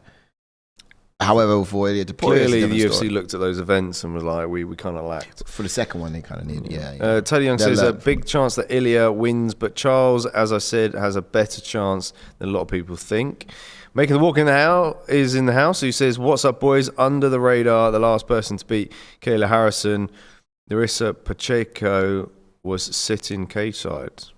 I didn't even notice. Hey, you see that, huh? Are you trying to insinuate something here? That she's going to be stepping into the UFC. I think she's going to be signed. She's going to be the next PFL talent to sign with the UFC. Interesting. I think we were previously talking about that, weren't we? We could see a entrance in, and it's just a case of these girls are just riding on the coattails of former girls that go before them to kind of get that clout. And look, it's a smart business choice to make. Brother B says, my finishes have been off, but Brother B is 3 and 4 so far tonight. Okay, not bad. Not bad, brother. That might be a little bit better than me, or the same. I put 15 strong on Charlie, says Taylor Young. Yeah, what did you put on Charles Oliveira, though? I mean, to be fair, 15 bobber for Charlie, maybe up north. Might make sense. I don't know. 15 Charlie. Well, he's going to be buzzing on that. Yeah. So where are we at with Izzy breakdown? So that was some history points on Oliveira. I'll get some fighting style points in, and then we'll get some history points on Topuria, which you got there. Yeah. Okay, cool. So for Oliveira, orthodox fighter, upright Muay Thai stance, 3rd degree black belt in Brazilian Jiu-Jitsu. Lately, he's been a bit of a high-volume striker. We've seen him grow massively. We saw how he came out against Michael Chandler and mollywopped him for the 5 for the full duration. And look, technically, this guy's proficient in the stand-up and on the ground, and he throws a lot of unorthodox kicks as well, including like spinning kicks and that kind of stuff. Never fazed by takedown attempts because of his jiu-jitsu experience, so he's always welcoming of it. He can work well off to the back or obviously on top. And that's his family there in absolute tears. And they're all crying like, this is going to be a long night for you lot. I know. They're literally just like in tears before he's even stepped into the octagon. Wait until he gets punched. Certainly never seen him do it before, but mad. But yeah, a couple more points on the fighting style for Oliveira is... like he's lethal at taking the back in transitions, and he'll just work for those rear naked chokes as much as possible, as much as Pantoja, one should say, because we've seen how relentless he is at it. And look, like a leech, when he grabs hold of you, this guy's not letting go. So be real careful about that. It's my words of advice for Topuria, who's about to walk out. JK, what's his history? Yeah, so Topuria's 16 wins with 0 losses, 6 knockouts and 8 submissions, 9 first-round finishes. He's currently 8-0 in the UFC when he made his debut in 2020. He's never been finished, of course, with an undefeated record. First person to knock out Max Holloway, 4 performance of the night bonuses, and he is the former featherweight champion. Yeah. With an orthodox... stance. Black belt in Goju-Ryu Karate, black belt was in Jiu-Jitsu. How did I put that in? Have I made a boo-boo on that? Whose notes did I put in? I'm getting like a real fuzzy feeling in my arm. Maybe I need some sleep on that. That's weird. I've got Robert Whittaker's thing. How have I got Robert Whittaker's thing in there? Interesting. Okay, they were not Topuria's notes. But we can get into some expectations instead. Yes. Okay, valid. As he's walking out then, I guess, and then you jump on the channels one after, but for the likes of there you go. Topuria, you got it? You ready? We'll go to some fighting expectations quickly. We'll keep it in sync. Why not? Yeah. Well. So give some expectations then for Topuria as he's walking out. Let's hear it. Expectations for Topuria. Unlike Chandler, Topuria will be much more calculated. I feel with his striking footwork, he's going to be patient, attack the lead leg to make Oliveira engage with his hands so he can counter with his right hand over the top. He utilizes this very well in the opening round against Holloway, so I expect him to do the same against the rangier striker. Holloway usually uses footwork and head movement to avoid punches. His guard isn't as tight, which ultimately led to the knockout. Oliveira, however, will shell up, but Topuria will attack the body to make Oliveira drop his guard. And that's how I see Topuria landing the killer shot in this one. Yes. That's solid. So, yeah, a bit of a difference there. Of course, Max was having some success with his strikes in that last fight. I felt, it's pretty close. Yeah. Absolute weapon. Just watching him as he's about to step on into the octagon here. Absolute weapon, this guy. So, look, he's in the octagon. He's currently waiting. His name is Charles Oliveira. He's not the champ, but he does have a name. He needs to use his size and length to his advantage when he's in the clinch. Just kind of initiate the grappling in round 1 against Chandler the same kind of way. He's going to have to do that against Topuria. Oh, he's got a real smart kid, hasn't he, Topuria? This kid's right next to Paddy. Yeah.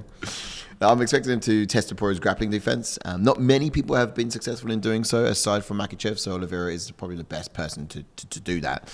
But look, use a lot of kicks to get Topuria to back up, even feints them to keep Topuria guessing.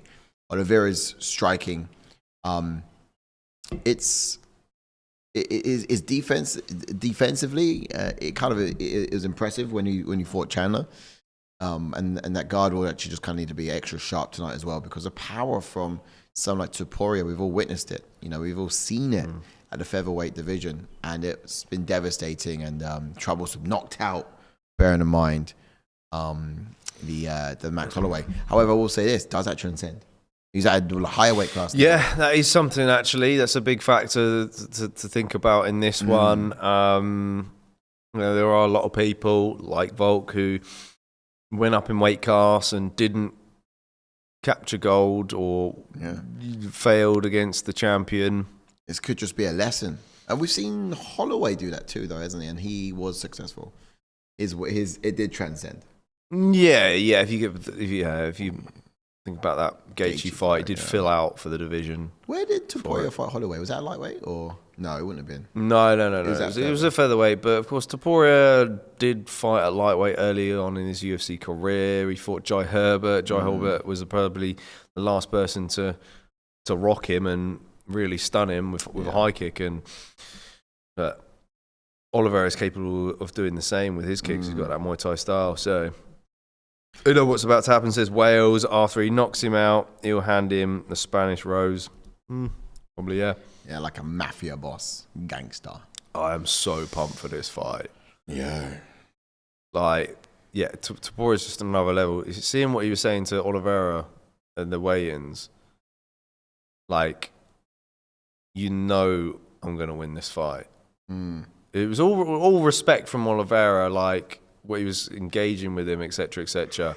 The last thing Topuria says was like, "I'm going to win this fight," and I think his confidence is just sky high. Yeah, he already knows where he's going to be. This guy's got a kind of confidence. He's getting me on board as well. I'm like, I don't know if he's going to win that fight, but he said he was, so I guess that's what we're going with. Did we kick the camera out of touch? I think we did. In terms of focus or angle? They're probably best using your foot to just slowly maneuver. Like a suddenly when no longer. Right. Use.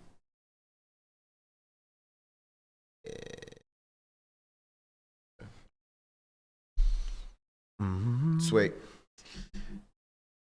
Well, here we go. Oh, I got to change the thing over. We're about to get into the first round between Charles Oliveira and Topuria. Now, when was the last time either of these guys got a decision? Charles went the distance with Chandler. Oh, of course he did, yeah. Topuria He's went just been slaying people. the distance with Josh Emmett. Another power puncher.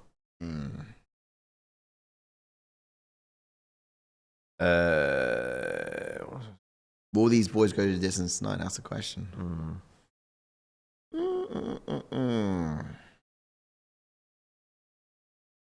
Yeah, Topuria's. Both of these men have got something to prove. Like, drastically. Yeah, I mean, Topuria's looking to do like Conor McGregor waves of things, really.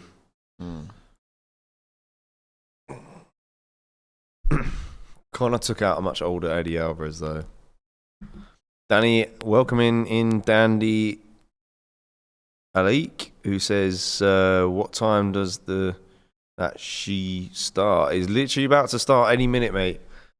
It just Bruce Buffer has just announced Ilia Topuria. They're just now about to face off in the octagon. Yeah, and then we're gonna get this underway to sync us up. And here we go. Let's roll it one more time for Shilajit, shall we?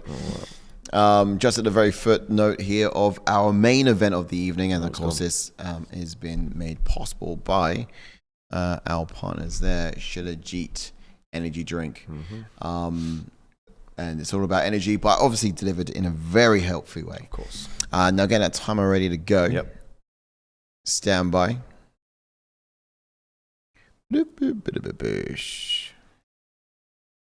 Is it kind of standing like this to work? And we're off. Opening low kick from Oliveira.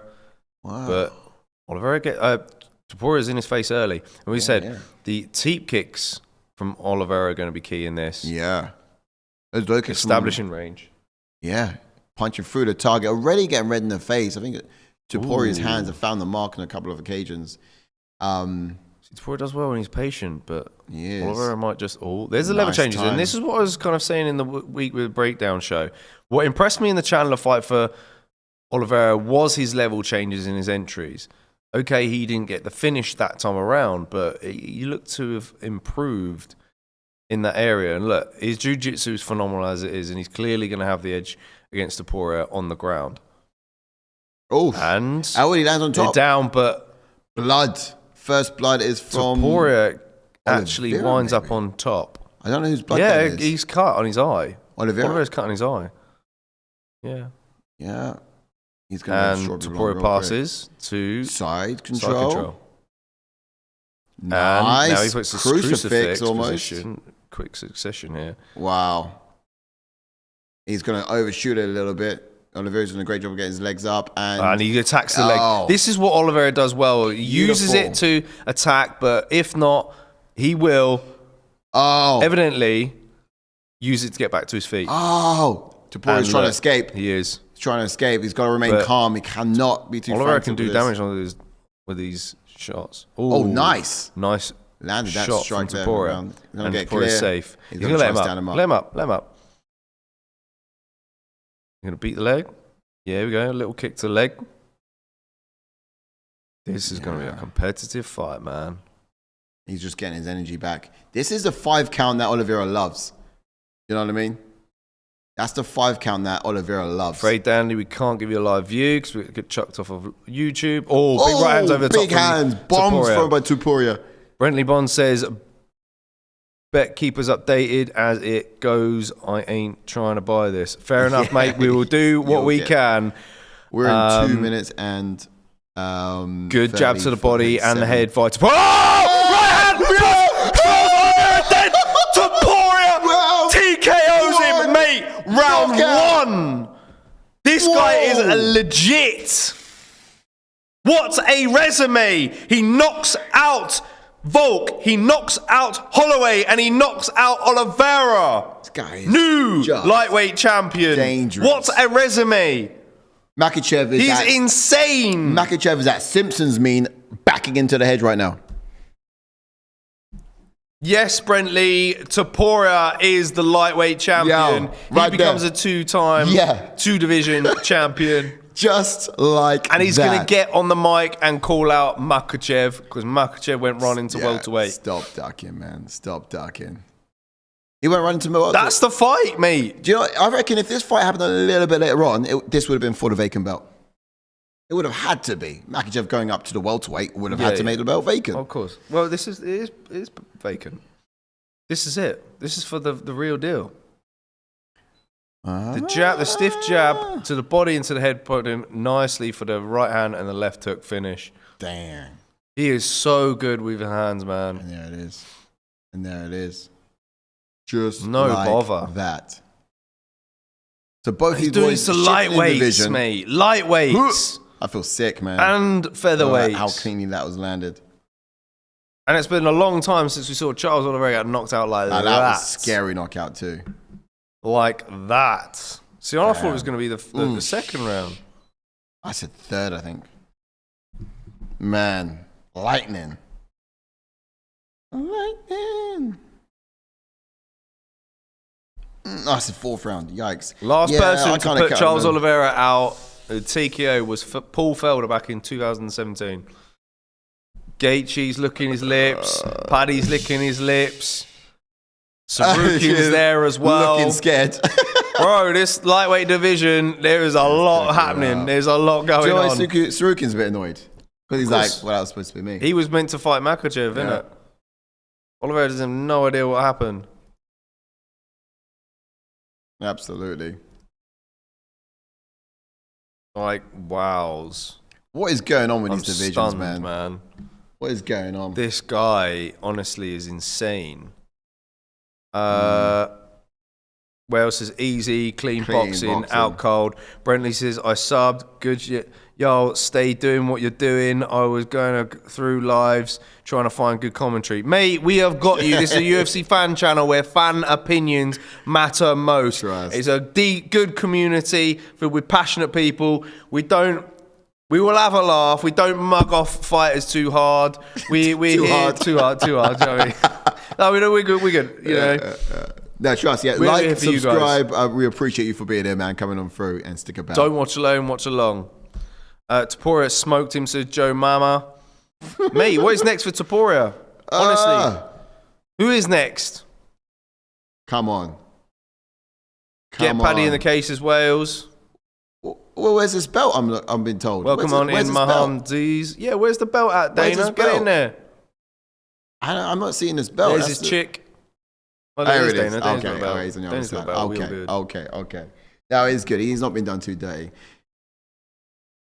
The Russians' only options now, says Brentley. Well, look, you know, if Jack Della Maddalena can't get the job done, and Islam, if Topuria takes out another contender, defends the belt, and then Islam catches welterweight, mate, you get the biggest fight in UFC history right there.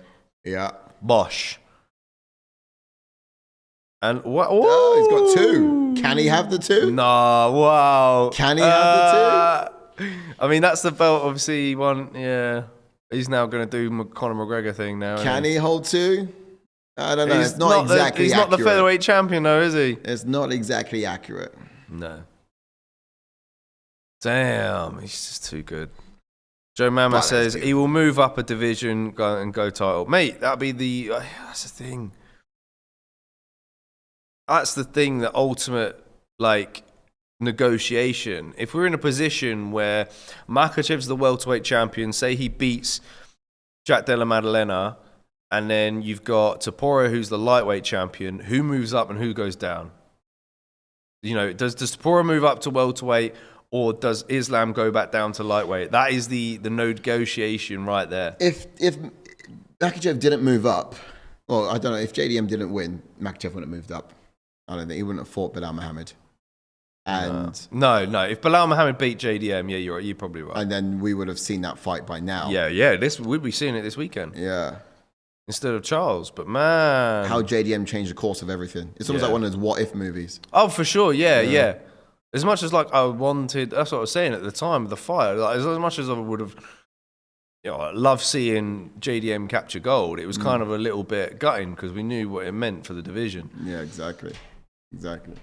Joe Mama saying Topuria will move up. Islam would refuse to move. Geezer's legit, says Wales. Honestly. No. Wales reckons joke. Topuria beats Islam. I mean, look, he has a chance of doing exactly the same as he did to Charles to Islam. I'm not gonna lie. It was, yeah, I gotta tell you, man, that's absolutely. It just depends. The thing is like we saw Oliveira initiate the takedown against Topuria. Okay, Topuria ended up on top, but if that's Islam executes. Now, I wonder what Joe's gonna ask him. You got Paddy on camera. He's not gonna go up again, is it? Paddy's rubbing his hands, looking. But he's probably the money fight, right, for the UFC. Let's go. He said it wants to be. It's hands inside the boy. Ready for it. But I don't know, man. Also, Gaethje's been promised. Oh, someone's going in. Someone's going in? Is it Paddy? It's Paddy Pimpin. Oh, no way. They're actually going to do it. He's going to do hand sanitizer boy versus... wow. Sarukian and Gaethje are sitting there like, what? He's like, it's me. I thought he wasn't going to balloon up anymore. He is so big. Mate, he is massive. I thought he wasn't going to do that anymore. He did say. Scousers don't get knocked out. Okay, that's fine. Now this one.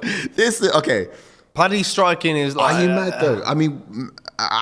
Topuria beats him. I don't care. Topuria beats him. Yeah, he does. Makhachev can wait. I kind of do want to see this. I love a story.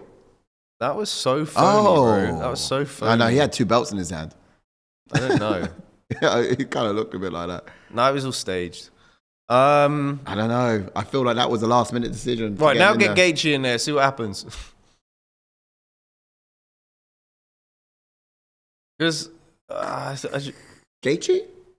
Yeah, do you know what? Wales was spot on by that. He called it. He said that they would put Paddy in the octagon. Oh, not bad. Not bad. All right. Well, that's been quite the evening, man. Yeah. That's been quite the evening. That's a wrap.